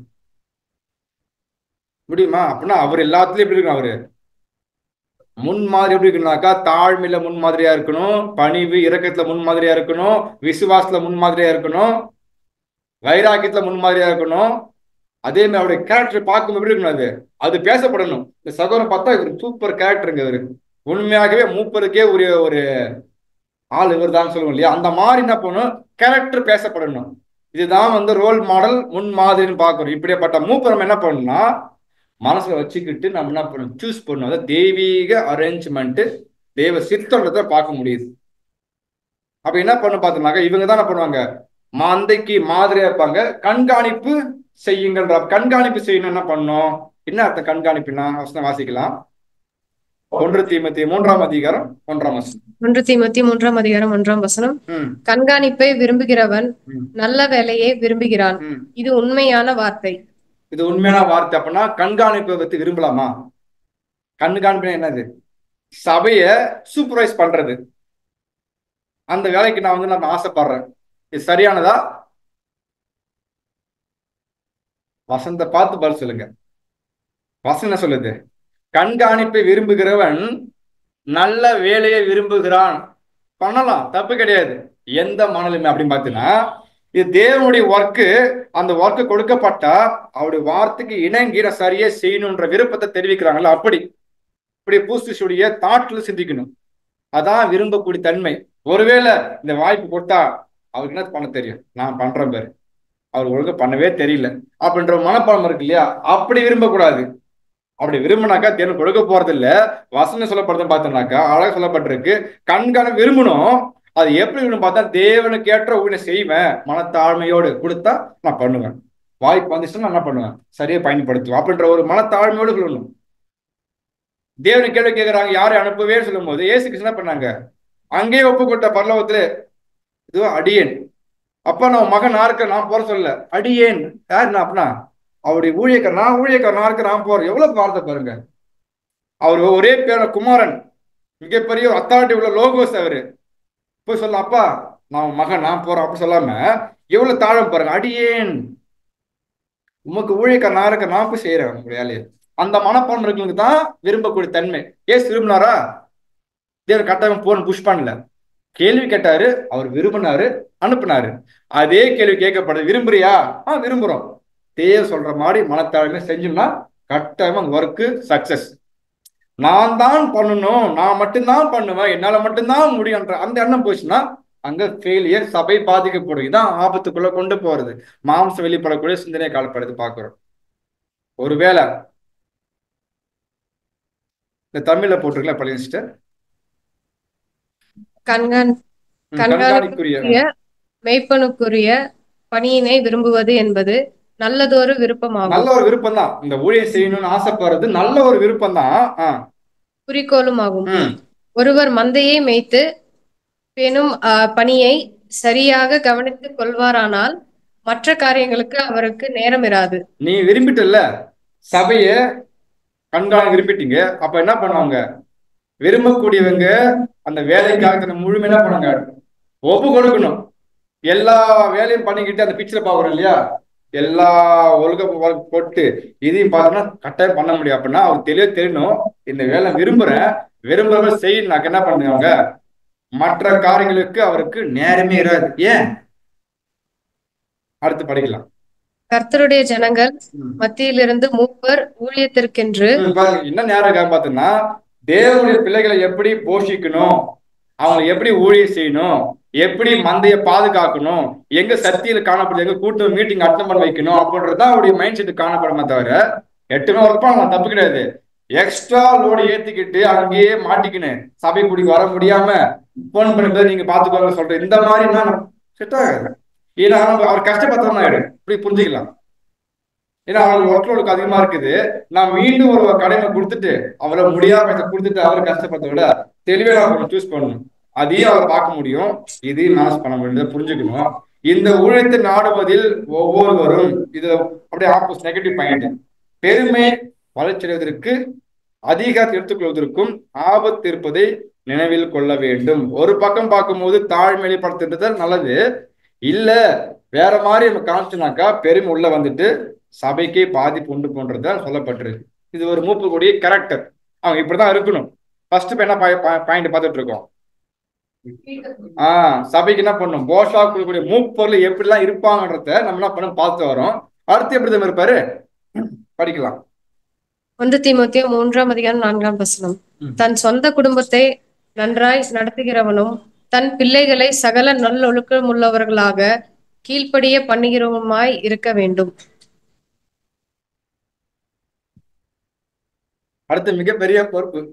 அவங்க என்ன பொறுப்புங்களா? தன் சொந்த குடும்பத்தை நன்றாய் நடத்துகிறவனும். யாரு? சபையினுடைய மூப்பர்கள் தன் பிள்ளைகளை சகல நல் ஒழுக்க உள்ளவர்களாக கீழ்ப்படிய பண்ணுகிறமாய் இருக்க வேண்டும். இந்த வார்த்தை ரொம்ப அழகா பிரிச்சு பார்க்கலாம். அதை குறித்து சகோ ரசூல் அழகா கொடுத்திருக்காங்க பாயிண்ட், நம்ம அதை படிக்கலாம். தன்னுடைய பிள்ளைகளை கீழ்ப்படுத்துதல் வைத்திருப்பது. ஒருவர் தனது பிள்ளைகளுக்கு தனது கடமையில் கவனக்குறைவாக இருந்திருந்தால் அவர் திருச்சபையில் கர்த்தருடைய பிள்ளைகளிடையே அறிவுரைகளை மற்றும் பொது ஊழியங்களில் ஞானமற்றவர்களாகவோ அல்லது கவனக்குறைவுள்ளவர்களாகவோ இருக்கக்கூடும். சரியான பாயிண்ட். அவர் சபையோட மூப்பர் முதலாவது எங்கதான் அதிகமா இருப்பாரு? வீட்டுல இருப்பாரு. வீட்டுல தன் மனைவிக்கு செய்ய வேண்டிய கடமை பொறுப்பு செய்ய வேண்டியதில்ல குறைப்பட்டிருக்காரு. பிள்ளைகளை கீழ்ப்படி பண்ணணும், அதுல குறைப்பட்டிருக்காரு. அப்படியேப்பட்ட ஒரு மூப்பர் சபைக்கு சரியான போஷா கொடுக்க முடியுமா? கொடுக்க வாய்ப்பு இருக்கா? இல்ல நல்லா அறிவுரை கொடுக்க முடியுமா? முடியாது. ஏன்னா வீட்லயே அவருடைய விட்னஸ் தெரிஞ்சு போச்சு. ஏன்னா அதுவே சரியா அவளால் மெயின்டைன் பண்ண முடியாத கெப்பாசிட்டி இருக்கும் பொழுது அப்படிப்பட்ட சகோதரன் சபையில ஆவிக்கு வளர்ச்சி எப்படின்னா கிறிஸ்துவுக்கு ஏற்ற மெச்சூரிட்டின் கிறிஸ்டின் கேரக்டர் அவருக்கு ஏற்ற நடந்து கொண்டு போற சாதாரண விஷயம் கிடையாது. ஒவ்வொரு ஆடு ஒரு மாதிரி திசையில போகும், கொண்டு வரணும், பிடிச்சி இழுக்கணும், அரவணைத்து கொண்டு போகணும். எல்லா மேனேஜ்மெண்ட் பண்ண ஒரு கெப்பாசிட்டி இருக்கணும். ஒரு சகர் ஒரு கேள்வி கேட்பாரு, வித்தியாசமா இருக்கும், அதுக்கு சரியா பக்குவமா பதில் சொல்லணும். இதான் பார்த்தா இதே கேள்வி கேட்டுறீங்க, அப்படி எடுத்துன்னு பேசக்கூடாது. மிகப்பெரிய ஒழுக்க ரீதியை என்ன பண்ண எடுத்து காண்பிக்கிற அளவுக்கு பேசணும். ஒரு சகோதரி வேற கேள்வி கேட்பாங்க, புரியாம இருக்கும். ஆடு அப்படிதான் இருக்கும். அப்ப ஆடு மேயக்கூடிய மூப்பர் என்ன பண்ணணும்? அதை எடுத்த சத்தியம் எடுத்து அப்படியே காமிக்கணும். இதான் சத்தியம், இப்படி இருங்க. அது அங்க பேசிக்கும், சத்தியம் கிரியை செய்யும். நாம பேசுறதுக்கு முன்னுங்க இந்த பிரதர் அப்படிதான் எப்ப பார்த்தாலும் கோவப்படுறாரு, அவர் ஏன் சூஸ் பண்ணணுன்ற அப்போ ஒரு மைண்ட் செட் வரும். எப்போ சூஸ் பண்ணதுக்கு அப்புறம் அப்ப தெளிவா இருக்கணும். ஒரு சபையின் மூப்பர் தன் குடும்பத்தை என்ன பண்ணணும்? விசாரிக்கணும், நல்வழிப்படுத்தணும், பிள்ளைய கண்ட்ரோல் பண்ணி கரெக்டா வச்சிருக்கணும். இது வந்து அப்பா பிள்ளைக்கு ஒரு ஸ்தானம். எப்படி பரலோக தேவன் கிறிஸ்து, அதுக்கு ஒப்பிட முடியுமா? அதுதான் கொடுத்துருக்காங்க. அது ஒரிஜினல். இங்க என்னதுங்க? காப்பி. இங்க நடைமுறைப்படுத்த வச்சிருக்காங்க. அப்படின்னா பண்ணாது, ஃபாலோ பண்ணணும். அப்படி பண்ணக்கூடியவங்க சபையில ஞானமா காணப்படுவாங்க. அவங்களுடைய அறிவுகள் சரியா இருக்கும். ஒருவேளை அவர் வீட்டுல ஒழுங்கா இல்லாம சபையில ஒழுங்கா பேசலாம். யாருக்கு தெரியும்? அது வீட்டுல உள்ள மனைவிக்கு தெரியும். என் கணவன் சரியில்லை, ஆனா இங்க பேச என்ன பேச சத்திய அறிவு இருக்கு, அதை வச்சு பேசலாம். தவிர என்ன இல்லை, அறிவு இருக்கு, என்ன இல்லை, அவ்வளவுதான் முடிஞ்சிச்சு. அது யாருக்கும் தெரியும்னாக்கா வீட்டுல இருக்கிற மனைவிகளுக்கும் பிள்ளைகளும் தெரியும். அப்பா கோவப்படுவாரு, கீழ்ப்படிய மாட்டாரு, ஆனா அவர் சொல்லுவாரு, செய்ய மாட்டாரு. அப்படின்ற மனப்பான்மை வரக்கூடாது. இதுதான் தேவன் என்ன பண்றாங்கன்னா அதை கொடுக்குறாங்க. வசந்த அடிப்படையில பாக்குறோம். சரி, ஓகே. அடுத்து சபையில மூப்ப ஒரு சகோதரன் நல்ல ஸ்பீக்கர் ஆகணுமா? அப்படியே அவர் பேசினாருன்னா அப்படியே எல்லாம் கவர்ந்து இருக்கணும். யூனிவர்சிட்டியில உட்கார்ற மாதிரி அந்த அளவுக்கு ஸ்பீக்கரா இருக்கலாமா? இருக்கணுமா? நீங்க ஆமானதெல்லாம் அடுத்து போவோம் இருக்குன்னு சகோ சொல்றாங்க. வேற வேண்டாம், அப்படிலாம் ஒண்ணும் இல்லை. ஓகே, கன்ஃபார்ம் பண்ணிக்கலாம். சபையே வழிநடத்தக்கூடிய மூப்பர்கள் ஒரு டாப் ஸ்பீக்கரா இருக்கணும் அவசியம் இல்லை.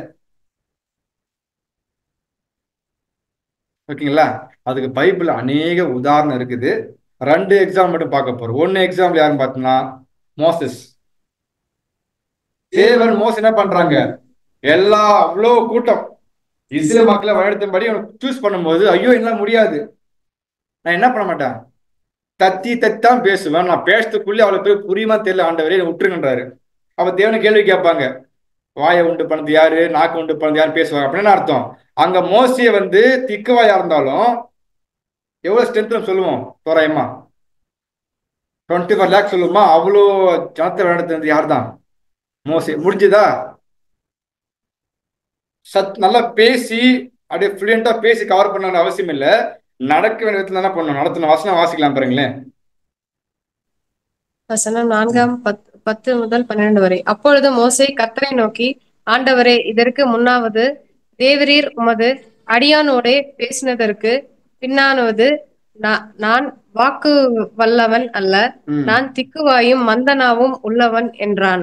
வாக்கு வல்லவன் அப்படின்னா திறமையா பேசக்கூடிய ஆளு இல்ல, நல்லா ஸ்பீக்கர் கிடையாது ஆண்டவரே, எல்லாம் முடியாது, நான் எப்படி பேசி அவங்களுக்கு கம்யூனிகேட் பண்ணி புரிய வச்சு எல்லாம் முடியாதுன்றாரு தேவன் சொல்றாங்க. வாசிக்கலாம். அப்பொழுது கர்த்தர் அவனை நோக்கி, மனுஷனுக்கு வாயை உண்டாக்கினவர் யார்? யார்? உண்மையானவனையும் செவிடனையும் பார்வை உள்ளவனையும் குருடனையும் உண்டாக்கினவர் யார்? கர்த்தராகிய நான் அல்லவா? ஆதலால் நீ போ, நான் உன் வாயோடே இருந்து நீ பேச வேண்டியதை உனக்கு போதிப்பேன் என்றார். அப்ப தேவன் சொன்னது என்ன பண்ணாரு? மோசஸ் கீழ்ப்படிஞ்சார் இல்லையா? நீ போ, நான் உன் வாயோடே இருந்து நீ என்ன பேசணுடுத்த நான் முடிவு பண்றேன், என்ன பண்ணு, பேசலாம் மட்டும் போதும். அதான் அவர் இங்க பெரிய போதனை. அது ஓகே பண்ண உள்ள இறங்கினார காலத்துல அழகா மெயின்டைன் பண்ணாரா? இது முதல் எக்ஸாம்பிள். எதுக்கு? சபையை எப்படி அங்க மோசஸ் இவ்வளவு ஸ்ட்ரென்த் வழிநடத்துறதுக்கு வாய் ஸ்பீக்கரா இருக்கணும் அவசியம் கிடையாது, திறமையா பேச அவசியம் கிடையாது. நல்வழிப்படுறதுக்கு என்ன வேணும்? கேரக்டர் வேணும், அரவணைப்பு வேணும், இரக்கம் வேணும், ஒரு டீம் ஸ்பிரிட் வேணும், பேசுற பழக்க வழக்கங்கள், நிதானிகள் எல்லாம் தேவை. ஸ்பீக்கர் பண்ணி நின்று பேசணும் அப்படியே அனல் பறக்க பேச அது இல்லை. அதுதான் மூப்பரானாக்கா குவாலிஃபிகேஷன் வராது. அது வித்தியாசமான மனப்படம். அது வெளில பேசுறாங்கல்ல அரசியல் மேடைகள்ல, அவர் பேசினாக்கா அதுக்கு கவர்ந்து இழுக்கிறதுக்காக இல்ல, சத்தியத்தை புரிய வச்சு நீங்க உருவாக்கப்படணும். அதுதான் பேச்சு. அது யாரு பேசணும்னா தேவ சத்தியம் பேசணும், அது கிரியை செய்யணும். பாக்குறோம். அடுத்து எக்ஸாம் யாரும் பாத்தீங்கன்னா ஃபர்ஸ்ட் மோசஸ் பார்த்தாச்சு. நெக்ஸ்ட் 2 அதிகாரம் 1 வசனம் வாசிக்கலாம். 2 அதிகாரம் 1 சகோதரரே, நான் உங்களிடத்தில் வந்தபோது தேவனை பற்றிய சாட்சியை சிறந்த போடாவது ஞானத்தோடாவது அறிவிக்கிறவனாக வரவில்லை. இது யாரு? பவுல். அவ்வளவுதான். அப்போஸ்தலன் பவுல் நல்லா ஸ்பீக்கரா? நம்ம அப்போஸ்தலன் பவுல் டச் பண்ணாம வார்த்தை பேச முடியாது இல்லையா? இந்த சப்ஜெக்ட்டுமே அவர் மிகப்பெரிய ஸ்பீக்கரா? யார் சொன்னது இல்லைன்ட்டு? ஸ்பீக்கரா ஸ்பீக்கர் இல்லையா? நான் எப்படின்னா கேள்வி கேட்பேன், நீங்க தான் வாசனை பார்த்து பதில் சொல்லணும். ஏன்னா நீங்க அப்படியே முறைச்சி பாக்குறீங்களா இல்ல இன்ட்ரெஸ்ட் ஆகுறீங்கன்னு தெரியல. நல்ல ஒரு ரெஃப்ரெஷ்மெண்ட் ஆயிடலாம். அவர் நல்ல ஸ்பீக்கர். ஆமா இல்லையா? இல்ல இல்லைங்களா? ஓகே, ஆமா. வசனம் பாருங்க. சகோதரரே, நான் உங்களிடத்தில் வந்தபோது, நான் வந்து பேசினேன் இல்லையா, வந்தபோது தேவனை பற்றிய சாட்சியை சிறந்த வசதி போடாவது. அப்படின்னா சிறந்த ஒரு ஸ்பீக்கர் என்ன பண்ணல, நான் உங்கள்கிட்ட பேசல, ஏன்னா அவன் பேச தெரியாது. ஞானத்தோடாவது அறிவிக்க நான் வரவில்லை. 5வது சொல்லப்பட்டிருக்கு, என் பேச்சும் என் பிரசங்கமும் எப்படி இருக்கு? மனுஷ ஞானத்துக்குரிய இல்லாமல் எல்லாம் எப்படி இருக்கு? ஆவினாலும் பலத்தினாலும் உறுதிப்படுத்தப்பட்டதா இருக்கு. அப்படின்னா அவர் பேசின சத்தியம் தான் ரீச் ஆகி தவிர அப்போஸ்தலன் மேடை போட்டு பேசினாருன்னா அப்படி கூட்டம் குவியும் அப்படி இல்லை. அவர் பேச முடியாத வேலை. ஆனா அப்போலோ ஸ்பீக்கரா? அப்போலோ அவர் ஸ்பீக்கர், திறமையான ஸ்பீக்கர். அப்போஸ்தலன் பவுல் ஸ்பீக்கர் இல்ல, அதை எடுத்து காமிக்கிற விதங்கள் வேற. எல்லாருக்கும் தாளம் திறமை வித்தியாசம் இருக்கு இல்லையா? ஏன் இதை பார்த்தோம்னா, சபையின் மூப்பர்கள் சபைக்கு தினம் போஷா கொடுக்கணும், வேலை எடுத்து பாதுகாக்கணும், பராமரிக்கணும், ஊழியம் செய்யணும், நல்ல ஆகாரம் உள்ள இடத்த கொண்டு போயிட்டு வீட்டுல கலந்து வச்சு ஆகாரத்தை புசிக்கணும், பண்ண மேய விடணும். அதே சமயத்தை அவரையும் தன்னை பாதுகாத்துக் கொள்ளணும், சபையும் பாதுகாத்துக் கொள்ளணும். சபையில இருக்கிற பிள்ளைங்களை வழிநடத்துறது போல யாரை வழிநடத்தணும்? வீட்லயும் இருக்கிற போல எங்க இருக்கணும்? சபையில இருக்கணும். சபையில இருக்கும் போது தான் வீட்டுல இருக்கணும். ரெண்டு ஒரே மாதிரி அவர் பால காணப்படணும். அடுத்து என்ன பண்றோம் பாத்தீங்கன்னாக்கா, கட்டாயமான பண்ணதுமே சும்மா பண்ணணும் பண்ணாம அது மன விருப்பத்தோடு தேவ பாருக்கு தாழ்மையோடு காணப்பட வேண்டும். அப்படி பேசக்கூடிய சகோதரர்கள் ஸ்பீக்கராக வேண்டிய அவசியம் இல்லை. அவங்க போதிக்கிற வார்த்தை சத்தியத்தை கொண்டு பேசும்போது புரியுதா, அது போதும். அவர் பேச வார்த்தைகளை ரீச் பண்ணிட்டு போயிட்டு என்ன சொல்ல வரேன்றத சேர்த்தா மட்டும் போதும். அவரை பேச்சு நயவசனை சிந்திச்சு அப்படி சிறப்பா அப்படியே ஒரு இதை கொண்டு வர அவசியமே இல்லை. பாக்குறோம். ஏன் அப்படின்னு பாத்தீங்கன்னா, என்னதான் கிரியை செய்யணும், ஸ்பீக்கர் பேசுறது வரையாது. இந்த பேரை வாசிக்கலாம். சத்தியம் வல்லமை வாய்ந்தது என்பதால் நீங்கள் சத்தியத்திற்கு வந்தீர்கள். இப்போ சகோதர சப்ஜெக்ட் எடுத்தா நீங்க உள்ள வந்தீங்களா, சத்தியத்தை கேட்டு உள்ள வந்தீங்களா? சரியான பதில். முடிஞ்சு போச்சு. அப்படின்னா பேசக்கூடிய சகோதரர்கிட்ட எதுவுமே இல்லை. கரெக்டுங்களா? சத்தியம் பவர்ஃபுல். அது உள்ள வந்து குத்தன உடனே நம்ம என்ன பண்ண புரிஞ்சுக்கிட்டோம், எது உண்மை எது பொய், எது சத்தியம் எது அசத்தியம் கண்டுபிடிச்சோம். இதான் உண்மை ரூட்டு. என்ன பண்ணிட்டோம்? ஒப்பு கொடுக்க ஆரம்பிச்சிட்டோம். அதனால நம்பி உள்ள வந்திருக்கோம். கரெக்டா? ஒரு சத்தியத்தை ஒரு ஸ்பீக்கர் நல்லா சூப்பரா பேசினாரு, அவரை பார்த்து அப்படியே மயங்கிட்டான். அப்படி வந்தீங்களா? உண்மை சொல்லுங்க. யாரும் இல்ல? ஓகே, அடுத்து பண்ணலாம் சிஸ்டர். திக்குவாயாய் உள்ள ஒரு மனிதராலோ ஒரு சகோதரராலோ உங்களுக்கு சத்தியம் கொடுக்கப்பட்டிருக்கலாம். ஒருவேளை சத்தியத்துக்கு சகோதரருக்கு என்ன மாதிரி அரைகுறையா பேசியிருக்கலாம், திக்குவாயா இருந்திருக்கலாம், இல்ல ஏதோ பேசியிருக்கலாம். அப்படி சத்தியம் வந்திருக்கும். நீங்கள் இன்னும் சத்தியத்தை பெறுவீர்கள் இல்லையா? எனவே சிறந்த பேச்சு திறன் ஒரு மூப்பருக்கு ஒரு தேவையில்லை. பேச்சு திறமை ஒரு மூப்பருக்கு தேவையில்லை. யாரும் வேணா பேசலாம், ஆனா பேசக்கூடிய வார்த்தை என்ன பண்ணும், போயிட்டு அவங்களுக்கு புரிஞ்சா போதும். அது மூலியமா அவங்க என்ன பண்ணலாம், வாழ்க்கையே அபியாசப்படுத்துவதற்கும் நம்மளுடைய குணாஸ் என்ன பண்ணலாம், மேலும் வளர்வதற்கு வாய்ப்பு கிடைச்சா மட்டும் போதும்னு பாக்குறோம். இது ஒரு பார்ட். இப்படி பல சகோதரன் மூப்பரா பண்ணணும் தேர்வு செய்கின்ற வசனம் சொல்லப்பட்டிருக்கு. நெக்ஸ்ட், ஒருவேளை ஒரு சகோதரன் சத்தியத்தை சரியா பிரசங்கம் பண்ணாம அன்சவுண்ட் டாக்டர் பேசுறாரு, அப்படிப்பட்ட சகோதரர் மூப்பர் சூஸ் பண்ணலாமா?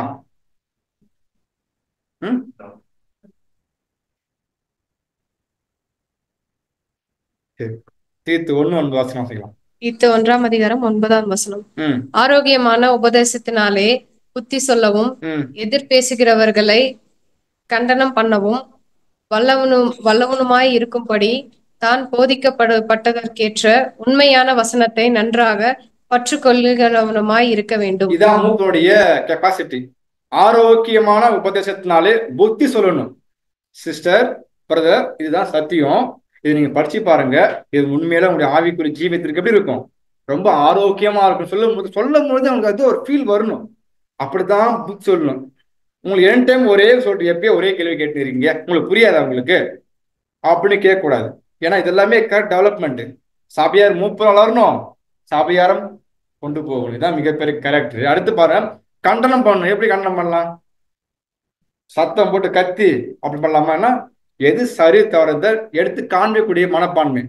தப்பா இருக்குது, ட்ரூத் இப்படி இருக்குது, இது வேற மாதிரி இருக்குது அப்படின்னா என்ன பண்ணும், காப்பாற்றணும். அவங்கள கண்டனம் பண்றதுன்னா அவங்க தடுத்து இது வேண்டாம், தான் திசை திருப்ப விஷயமா இருக்குது பாக்குறோம். அடுத்து பாருங்க, தான் போதிக்கப்படுறதுக்கு ஏற்ற உண்மையான வசனத்தை என்ன பண்ணும், பர்டிகுலரமா இருக்க வேண்டும். அதான் சத்தியத்தை சத்தியமா போதிக்கணும், வேற எந்த விஷயமே இல்லை. ஒருவேளை சத்தியத்தை சத்தியமா போதிக்காம வித்தியாசமா தான் போதிக்கிறாரு, அப்படிப்பட்ட சகோதர சபைக்கு தேவையா? அதான் பார்த்தோம் அன்சவுண்ட் டாக்டர்ஸ், சத்தியத்தை சத்தியம் இல்லாத பேசுறது. யாரு உணர்ந்தீங்களா? அது சாத்தானுடைய மைண்ட் செட்டு. இன்னைக்கு எல்லா கிறிஸ்தவ மத்தியிலும் வசனம் இருக்கா? பேசுறாங்களா? மனப்பாடமா பேசுவாங்க. கர்த்தரின் மேய்ப்பரா இருக்கிறார், நான் தாழ்ச்சி அடைவேன்ட்டு சங்கீதம் மனப்பாடம் பேசுவாங்க. நமக்கு தெரியாது, உண்மைதானே? பேசுவாங்க, பைபிள் கையில் இருக்குது, ஏன்னா என்ன தெரியாது, சத்தியம் தெரியல. சத்தியம் அவனுக்கு இல்லாதபடியினால் தான் பேசும்போது சொந்தமா பேசாது. அதுதான் இங்க அந்த மாதிரி சகோதர சபைகள் காணப்பட்டால், எல்லாமே நம்ம சபையில் இல்ல, நம்முடைய சிந்தனைக்கு கொண்டு வரோம், அறிவுக்கு. ஓகேங்களா? ஏன்னா டிவைன் அரேஞ்ச்மெண்ட் பண்ண போறதுனால எப்படிப்பட்ட ஒரு மைண்ட் செட் இருக்குன்றத ஒரு கொண்டு வரோம். தேவையில்லாத வார்த்தை ஆனா சத்தியம் மாதிரி பேசுவாங்க. நாம கண்டுபிடிக்கணும், எந்த சத்தியம் வந்தாலும் என்ன பண்ணணும், இதுக்கு மேட்ச் ஆகணும். டிவைன் பிளானுக்கு மேட்ச் ஆனதான் சத்தியம். மேட்ச் ஆகலையா யோசிங்க, திருப்பி கேளுங்க, யோசிச்சு விட்டுருங்க. டிவைன் சார்ட்டுக்கு அது மேட்ச் ஆகலைனாக்கா அது சத்தியம் இல்லை. கரெக்டு தானே? யார் சொன்னாலும் சரி. சில பேர் ராஜ்யம் வந்துச்சு சொல்லலாம், வரல சொல்லலாம். நம்ம என்ன பண்ணணும், சபையின் மூப்பரை அணுகி, பிரதர் அங்க ஒரு ஆடி கேட்டேன், அந்த சகோதரர் நல்ல சகோதரர் தான், ராஜ்யம் வரலன்றா பிரதர், எனக்கு கொஞ்சம் கன்ஃபியூஸா இருக்கு பிரதர் அப்படின்னு கேள்வி கேட்கப்படும் போது எந்த சகோதரர் சொல்லணும், வந்துருச்சு அப்படின்றதுக்கு ப்ரூஃப் காமிக்கணும். எங்க இருக்கு ப்ரூஃப்? பைபிள் எடுத்து காமிக்கணும். அதுக்கு அவ்வளோ வசனம் இருக்குது சிஸ்டர். காமிக்கும் போது அந்த சபைனாச்சு நாடு போஷிக்கப்பட்டுருச்சா, காப்பாற்றப்பட்டுருச்சு. என்ன பண்ண, மந்தியை மேய்க்கூடிய ஒரு சரியான ஒரு பொறுப்புல யார் இருக்கிறா? அப்ப மூப்பர் சபை ஐக்கியம் ரொம்ப அழகா கொண்டு போற விஷயமா இதை பாக்குறோம். அடுத்து இப்படிப்பட்ட மூப்பரம் என்ன பண்ணணும், சூஸ் பண்ணணும். தேவையில்லாம சத்தியத்தை பேசக்கூடிய வரக்கூடாது. ஒருவேளை அன்பின் ஆவில சத்தியத்தின் ஆவில யார் என்ன பண்ணணும், சத்தியத்தை பேசணும். சில பேர் என்ன பண்ணுவாங்க, நான் நயவாசமா பேசக்கூடிய திறமை இருக்கும், அழகா போதிப்பாங்க. ஆனா அந்த போதிக்கூடிய விஷயம் என்ன இருக்கணும், ஸ்பிரிட் இருக்கணும். இருந்தா மட்டும்தான். அப்போஸ்தலன் பேர் பேசினார் இல்லையா, ஜீவாதிபதியை கொலை செஞ்சீங்க பேசும் பொழுது அவங்க என்ன ஆயிடுச்சு, அவங்களுக்கு மனசு குத்துனுச்சு. கொஞ்சம் ஒரு வாரத்துக்கு முன்னாடி யாரும் கொண்டாங்க, அவங்க ஏசு கிறிஸ்து கொண்டவங்கள்ட்ட போயிட்டு நீங்க தான் கிறிஸ்து கொண்டீங்க நாங்க சாட்சி சொல்லும் போது என்ன வந்திருக்கணும், ஆக்சுவலி என்ன வந்திருக்கணும், அவங்களுக்கு கோபம் வந்திருக்கணும். உன்னை என்ன பண்ண போறோம், கொல்ல போறோம். அப்படி டோட்டல் டிஃபரெண்ட் பாருங்க. ஏன்னா அப்போஸ்தலன் பவுல் பெண்டெகோஸ்தே நாள்ல ஆவியை பெற்றுக்கொண்டு நின்று பேசும்போது அந்த ஆவியோட பிரசன்ஸ் அப்படியே போய் நம்ம தாக்கி இருக்கு. நீங்க பண்ண தப்புன்றத உணர்த்தி இருக்கு அவங்களுக்கு. அவளை உணர்த்தினது அவளுடைய மனசு குத்தப்பட்டு ஐயோ பாவம் பண்ணிட்டுமேன்ற அப்படியே ஒரு மிகப்பெரிய ஒரு கேட்டு வெளிப்பட்டு இருக்கு. அந்த மாதிரி சபையின் மூப்ப என்ன பண்ணணும், சத்து போதிக்கப்படும் பொழுது ஆவியோட போதிக்கணும். அப்பதான் ஆவின் கணையில காணப்பட முடியும். சும்மா வெறுமையா நாமளா பேசிட்டோம்னா ஒரு பிரசங்கம் நாமளா போயிட்டு இருக்கோம், எந்த ஒரு யூஸ் இருக்காது, டைம் வேஸ்ட்.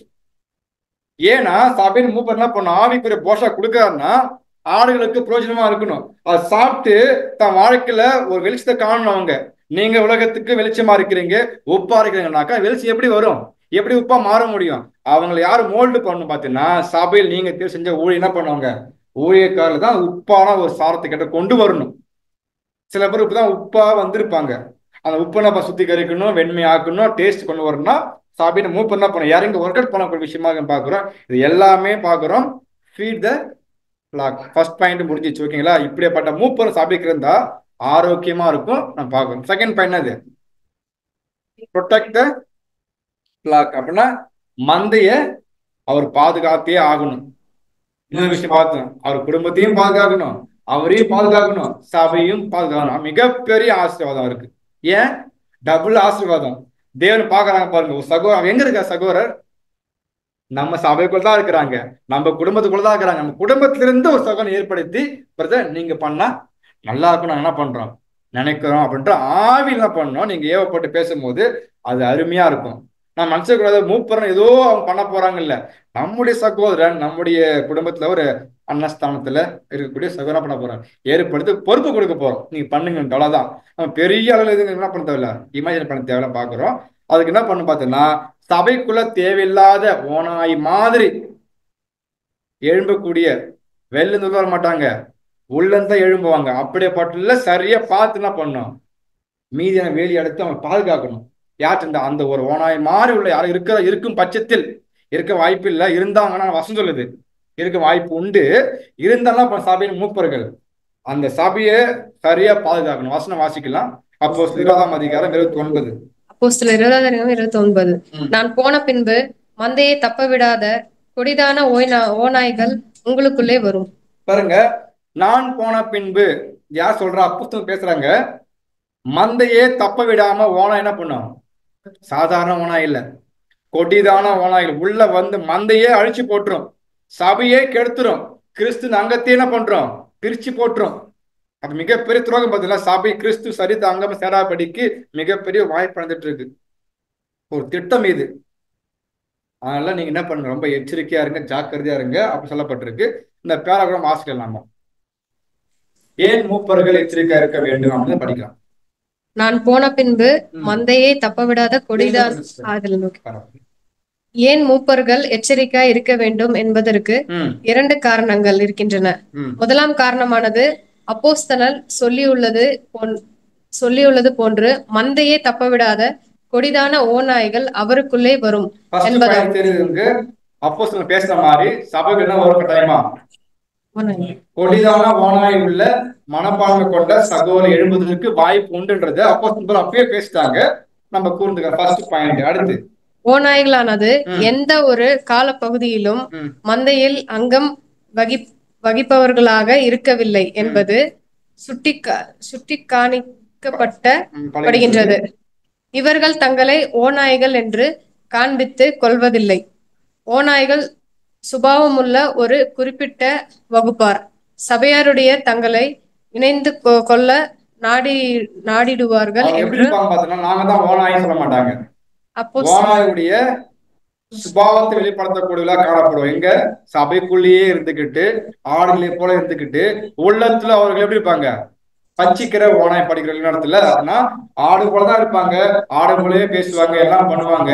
அவங்க சீட்டி பாத்தீங்கன்னாக்கா டக்குன்னு எழுப்பிடுவாங்க. என்னது அந்த சுபாவம், அந்த கேரக்டர் ஓனாய் மாதிரி சீறி பாயக்கூடிய மைண்ட் செட் வெளிப்படுத்திடுவாங்கன்றதான் இந்த பேரை விளக்கப்படுது.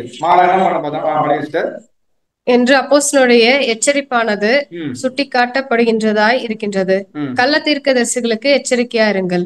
அவர்கள் ஆட்டுத்தோலை போர்த்தி கொண்டு உங்களிடத்தில் வருவார்கள், உள்ளத்திலோ அவர்கள் பச்சிக்கிற ஓநாய்கள் என்று நமது கர்த்தர் எச்சரித்துள்ளார்.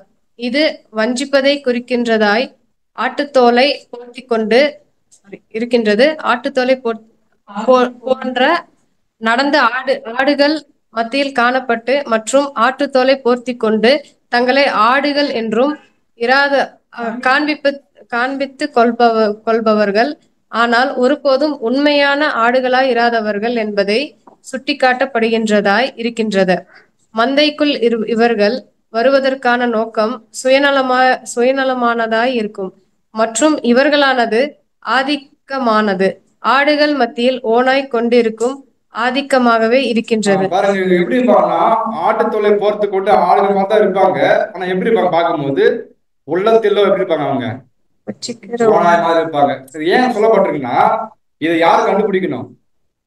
சபையினுடைய மூப்பர்கள் சபையை என்ன பண்ணணும்? மந்தைய பாதுகாக்கணும்னா அவர் பர்சனலா பண்ணிருக்கணும். யார் ஓனாய் மாதிரி அப்பப்போ காண்பிக்கப்படுறாங்க கெஸ் பண்ணணும், கண்டுபிடிக்கணும். கண்டுபிடிச்சு தென்படுத்த பட்சம் அவர் போயிட்டு ஆலோசனை கொடுக்கணும், பேசணும். ஒருவேளை அப்படியே கண்டுபிடாருன்னா பண்ணலாம். யாருக்கு தெரியப்படுத்து? சபையா தெரியப்படுத்தினா அடுத்து என்ன ப்ரொசீஜர் பண்ண போற பாக்குறோம். ஓகேங்களா? இதெல்லாம் ஏன் சொல்றோம்னாக்கா, சபைக்குரிய மூப்புல அவ்வளவு ரெஸ்பான்சிபிலிட்டி இருக்குன்றத புரிஞ்சிக்க முடியுது. அடுத்ததான் கண்டிப்பா வருது. இது 2வது பாயிண்ட் பாக்குறோம். என்னது? சபைய மந்தைய பாதுகாக்கிறது. அப்படின்னா மற்ற தேவையில்லாத சத்தியம் உள்ள வருவதோ, இல்ல கள்ள தரிசனமோ, இல்ல நமக்குள்ள சகோதரி எழும்பி தேவையில்லாத ஒரு சலசலப்பு உண்டு பண்ணி சபையை கெடுத்து அப்படி கொண்டு போற விதம் காணப்படுதுன்னா, அப்படியே பார்த்து கண்டும் காணாமலும் அமைதியா இருக்கக்கூடாது. யாரு? சபையின் மூப்பர். அவர் நம்ம சகோதரர் தான். கொஞ்சம் வெயிட் பண்ண விட்டுனா கொஞ்சம் ஆரம்பிக்கும். அது வைரஸ் மாதிரி அப்படியே கொஞ்சமா உள்ள பின்ன பண்றோம், மிகப்பெரிய விஷயம் உண்டு பண்றோம், சபையை கெடுத்துரும். அப்புறம் என்ன பண்ண கண்ட உடனே என்ன பண்ணா, அதை உடனே ஸ்டாப் பண்றதுக்கு என்ன பண்ணணும்? சபையின் மூப்பர்கள் அது முடிவெடுத்து சரியா எடுத்து காண்பிக்கிற விஷயமா பார்க்கிறோம். 3rd point என்னதுங்களா? சபைக்கு என்ன பண்ணணும்? 3வது பாயிண்ட் மறந்துட்டோம். பில்ட் தி பிளாக். அப்படின்னா சபைக்கு என்ன பண்ணணும்? சபையை கட்டணும். ஒரு புது பில்டிங் கட்டிடலாமா? ஆவிக்குரிய, ஆமா, கிறிஸ்து மூலக்கல்லு, அப்போஸ்தலர்கள் பேஸ்மெண்ட், அது மேல என்ன பண்ணணும்? கிறிஸ்து அப்போஸ்தலர் என்ற அஸ்திபாரத்து மேல கட்டப்படக்கூடிய ஒரு ஆவிக்குரிய மாளிகையாகவும் ஆவிக்குரிய கையில காணப்பட நம்ம என்ன பண்ணணும்? எழும்பணும்னா சபையின் மூப்பர்கள் முழு ரெஸ்பான்ஸ் எடுத்துட்டு அந்த ஒவ்வொரு ஆடுகளுக்கும் என்ன தேவைன்றதை அறிந்து புரிந்து அதற்கு ஒரு செயல்பட என்ன பண்ணுவாரு? காண்பிக்கப்பட வேண்டும். அப்ப என்ன செய்யணும்? வெரைட்டிஸ் வைக்கணும். வச்ச ஆடுகள்லாம் கலந்து கொண்டு என்ன பண்ணும்? எல்லாரும் படிக்க வச்சு அவங்களும் பேச வச்சு அழுக பார்க்கணும். அப்பதான் சத்தியா என்ன பண்ணும்? காமனா இப்போ உதாரணத்துக்கு பார்க்கும்போது, இப்ப நான் டாபிக் எடுத்துக்கிட்டேன், லவ். அப்போ டாபிக் எடுத்து நான் சூஸ் பண்ணா, நீ பேசுறேன் 1 hour நான் பேசுவேன். நான் படிச்சு புரிஞ்சு நான் பேசுறேன் இல்லையா? இது எனக்கே உரியது. அதே அன்புன்ற டாபிக் இங்க நம்ம 30 பேரும் பேச அப்படி இருக்கும். பெரிய டிஸ்கஷன்ல சத்தியம் காமனா போறீங்களா? அப்ப என்ன ஆகுது? ஆட்டோமேட்டிக்கா கட்டப்படுறோம், எழுப்பப்படுறோம். பாருங்க, அன்பை கொடுத்து நான் ஒரு ஸ்டடி பண்ணி பேசி நான் பண்றது ஒரு பக்கம் தான் ஒரு கோணம். ஆனா அதே அன்பன் டாபிக் உங்களுக்கு கையில கொடுக்கப்பட்டு பிடிஎஃப் கொடுக்கப்பட்டு என்ன பண்ண போறீங்க? எல்லாம் படிச்சுட்டு வந்து அடுத்த வாரம் பேசும்போது இருக்கிற அந்த ஒரு எடிஃபிகேஷன் பிளஸ்ங்க எப்படி இருக்கும்? ரொம்ப ஆசுவா காணப்படாதான் வரும். சபை கட்டப்படுறது. அடுத்து பேனல் டிஸ்கஷன். ஒரு குழு கலந்தாச்சு என்ன பண்ணுவாங்க? ஒரு ப்ராஃபஸி பத்தியோ இல்ல ஊமைகளை பத்தியோ ராஜ்ய சத்தியத்தை பத்தி பண்ண பேசும்போது சபையா இருக்க கூர்ந்து கவனிக்கும் போது சபையில பக்தி உண்டாகும். அடுத்து என்ன பண்ண போறோம்? டிஸ்கஸ் பண்ண போறோம். அதுக்கடுத்து சாட்சி கூட்டம். சாட்சி கூட்டம் மிகப்பெரிய ஆசிரியங்களா? அது நம்ம இதுல பார்த்துருப்போமே, யூத் மீட்ல பார்த்துருப்போம் இல்லையா? சாட்சி கூட்டம் வைக்கும் பொழுது ஒரு புது சிருஷ்டி தன்னுடைய அனுபவம் ஷேர் பண்ணும் போது மற்ற புதுசுகள் கிடைக்கும். அவங்க மீது அனுதாபம் இறக்கும். ஏன்? ஃபெல்லோஷிப் உண்டாகும். 2வது அவங்க பண்ண அந்த உபத்தினுடைய மத்தியில் அவங்க எப்படி ஜெயம் கொண்டாங்க பார்க்கும்போது அதே உபத்தை அனுபவிச்சிருக்கவங்களுக்கு ஒரு ரெமடியே காணப்படும். இது எல்லாம் பார்க்கும்போது டீம் ஸ்பிரிட்ல ஒரு ஃபெல்லோஷிப் கொண்டு வரும். இதெல்லாம் நடக்கணும்னா பண்ணி ஆகணும். ஒரு சபையின் மூப்பொருள் திட்டமிடணும். சபைக்கு என்னென்ன தேவை, என்னென்ன மீட்டிங்ஸ் இருக்கு எல்லாம் கொண்டு வரணும். ஜெப கூட்டம் இருக்குது, கார்டசி மீட்டிங் இருக்குது, வீடுக்கு சந்திப்பு, வீட்டுக்கு போயிட்டு அங்க பேசி அந்த சகோடைய மாம்சக தேவை என்ன இருக்குது, ஆவிக்கு ஒரு தேவை என்ன இருக்குது கண்டுபிடிச்சு அங்க ஒரு ஃபெல்லோஷிப் ஏற்படுத்தி உதவும் மனப்பான்மை, பாதம் கழுவுதல், ஹாஸ்பிட்டாலிட்டி எல்லாத்தையும் கொடுக்க முடியும். இது எல்லாம் இருந்தா மட்டும்தான் சபை ஆரோக்கியமா காணப்படும், கட்டி எழுப்பப்படும். தேவனை பார்க்கக்கூடிய அளவுக்கு எப்படி இருக்காது? ஒரு மெச்சூரிட்டியான ஒரு சபையை காணப்படுறதுக்கு வாய்ப்பு இருக்குன்றதை பார்க்கிறோம். இப்ப நடத்தும் போது ஒருவேளை எப்ப பார்த்தாலும் மீட்டிங் சொல்றாங்க அப்படி பண்ணா என்ன பண்ணக்கூடாது? நம்ம செவ்வாய்க்கிழமை மீட்டிங், வியாழக்கிழமை மீட்டிங், சண்டே மீட்டிங், அப்புறம் யூத் மீட்டிங், 3 கன்வென்ஷன், இது எல்லாமே மிகப்பெரிய பிளஸிங். அங்க போனோம், அங்க போனா என்ன கிடைக்கும்னு யாரும் உண்மையை உணர்றாங்களோ அவங்களுக்கு மட்டும் தான் தெரியும் ஒரு புண்ணியம். சும்மா கூப்பிடறாங்க போனாக்கா டூர் மாதிரி போனா நம்ம தங்கிட்டு வந்தா புரியாது.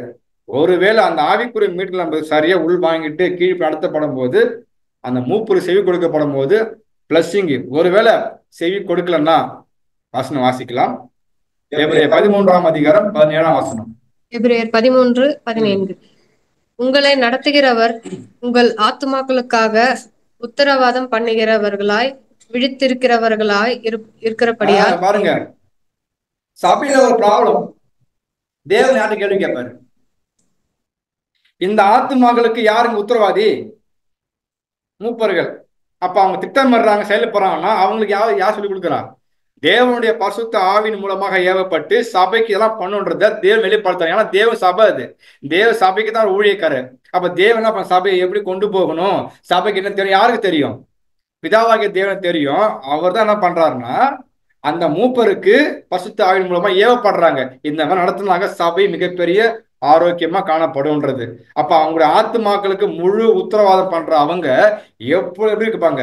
விழித்து காணப்படும். சபைக்கு என்ன பிரச்சனை வந்துருமோ, வராம எப்படி தடுக்கிறது, எப்படி ஆகாரம் கொடுக்கறது, எந்த மாதிரி ஆகாரம் கொடுத்தா சரியா இருக்கும், எது ஏற்றக்கால சக்தின்றது அவங்க கூர்ந்து கவனிச்சே இருக்கும்போது அப்படியே பட்டம் என்ன பண்ணீங்க சரியா அவங்க ஒத்து பணிந்து போகணும்.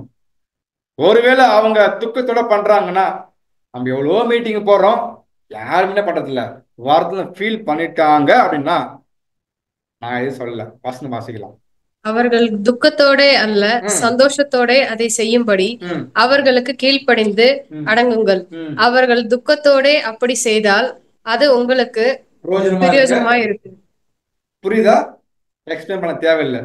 அப்ப அவங்க பண்ற எல்லா விஷயமும் தேவனுடைய சபைக்கு ஒரு ஊழியக்க நியமிக்கப்பட்டபடினால அவங்க மூலியமா தான் தேவன் என்ன விரும்புறாரோ அவங்க செய்யறாங்க. அந்த விருப்பத்தை சபையார் மறுக்கும் பொழுது அது எப்படி பிளஸிங் கிடைக்கும்? பிரயோஜனமா இருக்கும்? இருக்காது இல்ல. அது சொல்லப்பட்டிருக்கு. அது நம்ம என்ன பண்ணக்கூடாது? கீழ்ப்படிந்து அக்செப்ட் பண்ணோம்னா சபையின் மூப்பர் சொல்ற வார்த்தை கீழ்ப்படியில தேவன் ஏற்படுத்தினார் இல்லையா, தெய்வீக ஊழியர்கள் அவருடைய பிரசன்ஸ் மூலியமா அவர் வெளிப்படுத்தப்பட்டது அவர் சபையை கொண்டு வரதான் என்ன பண்றோம்? அங்கீகரிக்கணும். ஒருவேளை அங்கீகரிக்கலாம், யாரும் அங்கீகரிக்கல, தேவ சித்தம் நடக்குன்னு விரும்புறத நம்ம என்ன பண்ணல, இன்டெரக்டா பண்ண மாட்டோம், செய்ய மாட்டோம் அப்படின்றத அடையாளப்படுத்தக்கூடிய விஷயமா இருக்கும். அப்ப தெளிவா புரிஞ்சுக்கணும், ஒரு மூப்பர் மூலியமாக எல்லா காரியமும் மூப்பரா சுயமா சிந்து செயல்படவில்லை. பிதாவாகிய பரிசுத்த ஆவின் மூலமாக வல்லமை கொடுக்கப்பட்டு அந்த வல்லமையின் மூலமாக தான் பண்ணப்படுது. சபைக்கு மிகப்பெரிய ஒரு ப்ரொடெக்ஷன் கொடுக்கப்படுது, ஆகாரம் கொடுக்கப்படுது, பாதுகாப்பு கொடுக்கப்படுது, பராமரிக்கப்படுற எல்லா திட்டங்களும் தீர்மானம் யார் கொடுக்கிறார்? தேவன் தான் அந்த ஊழியர்களை இயக்கி கொடுக்குறாங்க. வசனம் ஆச்சல்லையா, அப்போஸ்தலர் 20:28. தம்முடைய சுய ரத்தத்தினாலே தம்முடைய சபை என்ன பண்றாரு? மேய்ப்பதற்கு யார் தெரிந்து கொண்டாரு? பரிசுத்த ஆவின் மூலமா என்ன பண்ணிருக்காரு? மூப்பர்களை சூஸ் பண்ணிருக்காரு. அந்த மூப்பர்களை வழிநடத்துக்கு எல்லா விஷயங்களும் யார் தான் பண்றா? தெய்வீக வல்லமை தான் நடைமுறைப்படுத்துன்னு பாக்குறோம். அதான் எல்எஸ் குவாலிபிகேஷன். அப்படின்னா எல்எஸ் என்ன பண்ணணும்? இந்த 3 விஷயங்கள் பார்த்தோம் இல்லையா. ஒண்ணு என்னது? சபைக்கு நல்ல ஆகாரத்தை கொடுக்கணும், போஷிக்கணும். அப்புறம் போஷிக்கிறது மாத்திரம் கிடையாது, அவங்க சாப்பிட்டு வளர்ச்சி அடையலாம் பார்க்கணும். வளர்ச்சி அடையும் போது அந்த வளர்ச்சியை கெடுக்கக்கூடிய ஒரு சம்பவம் ஏற்படும் போது அது என்ன பண்ணணும்? சரியா பாதுகாத்து அவங்க கொண்டு வரணும் பாக்குறோம். அதே மாதிரி சபையை வளர்ச்சி அடைஞ்சிட்டு இருக்காங்க கண்டுபிடிக்கணும். எந்த அளவுக்கு அவங்க கிறிஸ்துக்குள்ள மேல அவங்க வராங்கன்றத கண்டுபிடிக்கணும். அவங்க தான் எல்டர்ஸ். அவங்க என்ன தேவை தெரியுங்களா? சரியான எப்படின்னா என்ன இருக்கு அவங்களுக்கு? குவான்டிட்டியா குவாலிஃபைடா? குவான்டிட்டி தேவை இல்லையா? அப்படின்னா திறமையானவர்கள் இவற்றை கொடுத்தா சபைக்கு அருமையான ஒரு விஷயம் காணப்படும்ன்றதை நம்ம என்ன பண்ணணும்? உள்ளா ஃபீல் பண்ணணும். அதை அந்த ஃபீல் பண்ணும்போது ஆட்டோமா நடக்கும். இதுக்கான குவாலிஃபைடு யாருங்க? இந்த சகோதரிகள் தான் உணர முடியுன்றதை பார்க்கணும். இதுதான் பார்க்குறோம். மூப்பருடைய குவாலிஃபிகேஷன், அவங்க என்ன பண்ணுவாங்க, எப்படி செய்யணும், எப்படி செய்யக்கூடாது, எப்படி செஞ்ச என்ன பிரச்சனை வரும் சபைக்கு, எல்லாம் தெளிவா பார்த்தோம். ஓகேங்களா? இது யாருக்கு உரியதுன்னு பார்த்தோம்னா மூப்பர்கள் உரிய மாபெரும் ஊழியம், கடமைகள், பொறுப்புகள் பார்க்கிறோம். வசனம் வாசிப்போம் இல்லையா? 1 தீமோத்தேயு 3ஆம் அதிகாரம் 1-7 வரைக்கும் உள்ள மூப்பர்கள் வசனம் வாசிப்போம். 8-15 வரைக்கும் யாருக்கு வாசிப்போம்? டீக்கனுக்கு படிப்போம். இது எல்லாமே தெரியும் இல்லையா? அவங்க எப்படி இருக்கணும்? ஒரே மனைவியுடையவன், சொந்த குடும்பத்தை நம்ம நல்வழிப்படுத்தணும், ஆதரத்தை இச்சிக்க கூடாது, எல்லாமே தெரியும். நம்ம அங்க ஏன் போறோம்னாக்கா அது எல்லா குணமும் பர்ஃபெக்ட். அது அந்த பர்ஃபெக்ட் யார் இருக்காது. அப்போஸ்தலர் பேசுற வார்த்தை எல்லாமே ஒரு பரிபூர்ணமான மனுஷிக்கு உரிய ஒரு சம்பத்தை தான் பேசிட்டு இருக்கிறாரு. நம்மளாம் எப்படி இருக்கிறோம்? அபூர்வத்துல இருக்கிறோம். அது முழுமையாக எதிர்பார்க்கலாமா? அந்த வசனம் படிச்சு போட்டு அவர் இது மேட்ச் பண்ணி பார்ப்பாங்க. ஒரே மனைவியுடையவன், இச்சிக்காதவன், அது பார்க்கும்போது இது மேட்ச் ஆகலையே, அப்படி பார்த்துடவே கூடாது.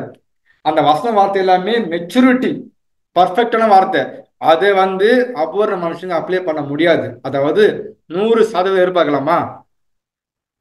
எதிர்பார்க்கலாமா? இல்ல. அப்படின்னா அதுல அபூர்வத்துல இருந்து அதை கொஞ்சம் பண்றாரா? அபூர்வத்துல இருந்து உண்மையா இருக்கிறாரா? அபூர்வத்துல நல்ல சகோதரா?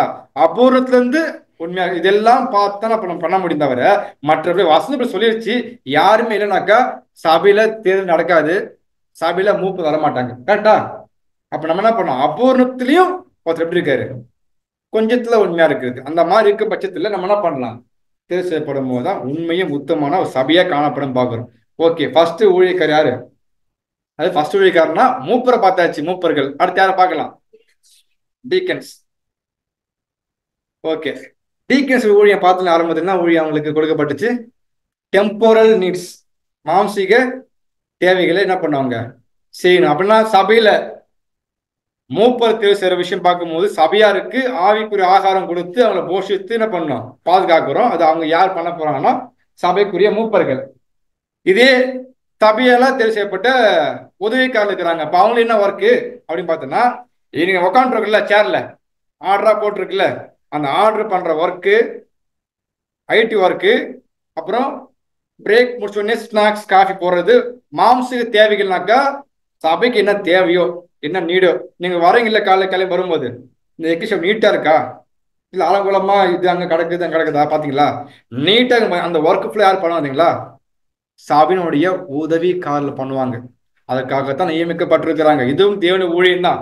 நம்ம என்ன புரிஞ்சுக்கூடாது பாத்தீங்கன்னா, மூப்பர் ஊழியம் கனமானது, உதவிக்கார ஊழியம் அப்படின்னு ஒரு போது சின்ன வைக்க கூடாது. அப்படி வச்சோம்னா மூப்பரை யார் தேர்வு செய்யறது? சபைதான், தேவன். உதவிக்கார சூஸ் பண்றது. அப்ப தேவனுக்கு கணப்ப எப்படி இருக்கும்? அவர் இங்க சூஸ் பண்றது நல்லா இருந்துச்சு, இது வேஸ்ட்ன்ற மாதிரி. அப்படின்னா ரெண்டு பேருமே தேவனோட பார்வையில ரெண்டு விதமான ஊழியம் பண்றதுக்காக அழைக்கப்படுறாங்க. அவர் பாருங்க எப்படி லவ் பண்றாங்க. தேவன் என் சபைக்கு ஆவிக்குரிய மூப்பரம் தேவைப்படுது சத்தியம் கொடுக்கறதுக்கு. அதே என் சபைக்கு அவங்க மாம்சத்தை சந்திப்பதற்கும் ஒரு ஊழியக்காரன் தேவைப்படுது. அப்படின்னா மூப்பர் உதவிக்காரர் ரெண்டு பேரும் யார் தான்? தேவனால் அங்கீகரிக்கப்பட்ட தேவ ஊழியர்கள். இவங்க மேன்மையானவங்க, மூப்பர் பார்த்தோன்னே அப்படியே அவங்க எல்லாம் தெரியும், அப்படி இல்ல. மூப்பன்றது பார்க்கும் பொழுது மூப்பருக்கே ஒரு ஸ்பிரிச்சுவல் நீடுனா இருக்கு அவங்களுக்கு, அதை பண்ண போறாங்க. ஒருவேளை மூப்பரை பார்த்த உடனே அவருக்கு மிக கணம் கொடுத்தது எப்படிதான் ஆயிடுது?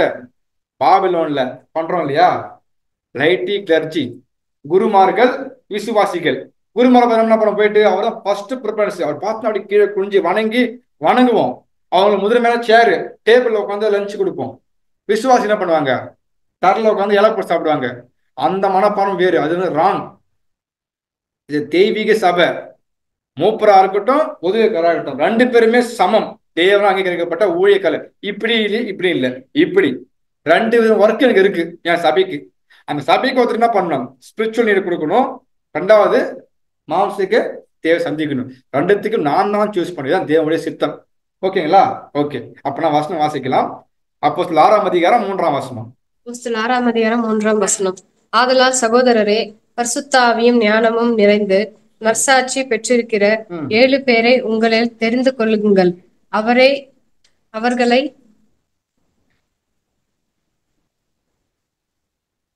ஓகே. ஆதலால் சகோதரரே, பரிசுத்த ஆவியும் ஞானமும் நிறைந்த நற்சாட்சி பெற்றிருக்கிற. அப்படின்னா நம்ம என்ன புரிஞ்சுப்போம்? மூப்பல் எப்படி இருக்கு பார்த்தோம்னா, ஆவில ஜெனிப்பிக்கப்பட்டிருக்கணும். பரிசுத்த ஆவில ஜெனிப்பிக்கப்பட்ட ஒரு சகோதரன் நம்ம பண்ண போனோமோ ஆவிக்குரிய மூப்பர் தேர்வு செய்ய போறோம். அதே மாதிரி டீக்கன் எப்படிதான் இருக்கணும்? ஓகே, இப்ப டீக்கன் ஏற்படுத்துறாங்கல்ல, அது எப்படி ஏற்படுத்தினாலும் பார்க்கும்போது அப்போஸ்தலர் 6ஆம் அதிகாரம் 5-6 வசனம் வாசிக்கலாம், தெளிவா புரிஞ்சுக்க முடியும். இந்த யோசனை சபையார் எல்லாருக்கும் பிரியமாய் இருந்தது. எந்த யோசனை அப்படின்னு பார்த்தோன்னா, அங்க தெரியலையா, விதவைகளுக்குள்ள மிகப்பெரிய ஒரு பிரச்சனை நடந்துச்சு, பந்தி விசாரணை. சரியா நடத்துனாங்க, குறைவுபட்டுருச்சு ஒரு வாக்குவாதம் போனதுனால அந்த மாம்சிக தேவைகளை பூர்த்தி பண்ணுவதற்கு இந்த பிரச்சனை எங்க போகுது அப்படின்னு பாத்தீங்கன்னா அப்போஸ்தலர்கிட்ட போகுது. அவங்க என்ன முடிவு பண்றாங்க பார்த்தோம்னா, ஓகே நீங்க என்ன பண்ணுங்க, உங்க தேவையை சந்திப்பதற்கு உங்களுக்குள்ள என்ன பண்ணுங்க, சிறந்த பரிசுத்தாவில் நிறைந்தவனும் நற்சாட்சி பெற்றவனும் ஞானத்துல என்ன பண்ணுங்க, ஒரு 7 பேர் சூஸ் பண்ணுங்க அப்படின்னு யார் சொல்லிட்டா, அப்போஸ்தலர் பேசிட்டாங்க. இந்த வாரம் சபைக்கு எப்படி இருந்துச்சு? ஓகே, சரியா இருக்கு, சரியா பதிலா. ஏன்னா நம்ம தேவையை பூர்த்தி பண்ணா வெளியே வந்து பண்ண மாட்டாங்க, அது கடுமையா போயிடும், கூலி கொடுத்தமே ஆயிடும். நமக்குள்ளே தேர்வு செய்யப்படும் போதுதான் உணர்வுள்ளதோடு என் சகோதரன் என் சகோதரி என்ன பண்ணுவாங்க, ஒர்க் பண்ணுவாங்க. அந்த ஒர்க் பண்றவங்க எப்படி இருக்கக்கூடாதுன்னா ஜெனிப்பிக்கப்படாத கூட பரிசுத்தால் ஜெனிப்பிக்கப்பட்டு அப்பதான் அவங்க தெரியும் இந்த ஒர்க்கு மேன்மை தெரியும், நான் யாருக்கு பண்றேன்னு தெரியும். ஒருவேளை பரிசுத்தால் ஜெனிப்பிக்கப்படவே இல்லை, அந்த வாய்ப்பை கொடுத்து பண்ணுவார் அவரு, அவர் அவர் தெரியாது அவருக்கு. ஏன்னா ஆவி பெற்றாப்படம் தான் என்ன அந்த உணர்வு அடைய முடியும், சகோதரன்ற மேன்மை புரிஞ்சிக்க முடியும், இந்த டீக்கன் யார் கொடுத்தான்னு தெரிஞ்சுக்க முடியும். அது எப்படி பண்ணணும், அதை பண்ணும் பட்சத்தில் நமக்கு என்ன பிளஸிங் அவர் கற்றுக்கொள்வாரு. அதான் பாக்குறோம். விசுவாசமும் பரிசுத்த ஆவில் நிறைந்தவர்களுமாய் என்ன பண்ணணும், அந்த 7 பேர் பாகம் தெரியல. 7 பேர் யாரு? ஸ்தேவான், பிலிப்பு, இந்த 7 பேர் படிக்கிற இவங்க எல்லாமே அப்போ என்ன பண்ண தேர்வு செய்யப்பட்டாங்க. இங்க நாம வசூல் என்ன பண்ண போறோம், அதே மாதிரி மாம்சிக தேவைகளை பூர்த்தி பண்ணுவதற்கு ஆவிக்குரிய உதவிக்காரெல்லாம் என்ன பண்ண போறோம், நியமிக்கப்பட போறோம். ஏன் அப்படின்னு பாத்தீங்கன்னா சபையினுடைய எல்லா தேவை சரி எல்லா விஷயங்களையுமே அவங்க தான் பண்ண போறாங்க, A to Z. ஆனா அவங்க எப்படிதான் இருக்கணும், அதே பரிசுத்தால் ஜெனிப்பிக்கப்பட்ட ஒரு புது சிருஷ்டியா இருக்கணும். அப்படியே பட்டலாம் தேவனா பண்ணுவாங்க, சூஸ் பண்ண பார்க்க முடியும். நமக்கு தெரியும் ஸ்தேவானை பத்தி எல்லாம் ஒரு உதாரணம் எடுத்துக்கலாம். ஸ்தேவானை எப்படி இருந்தாங்களா, வசனம் வாசிக்கலாம் பாருங்க. 1 தீமோத்தேயு 3:8.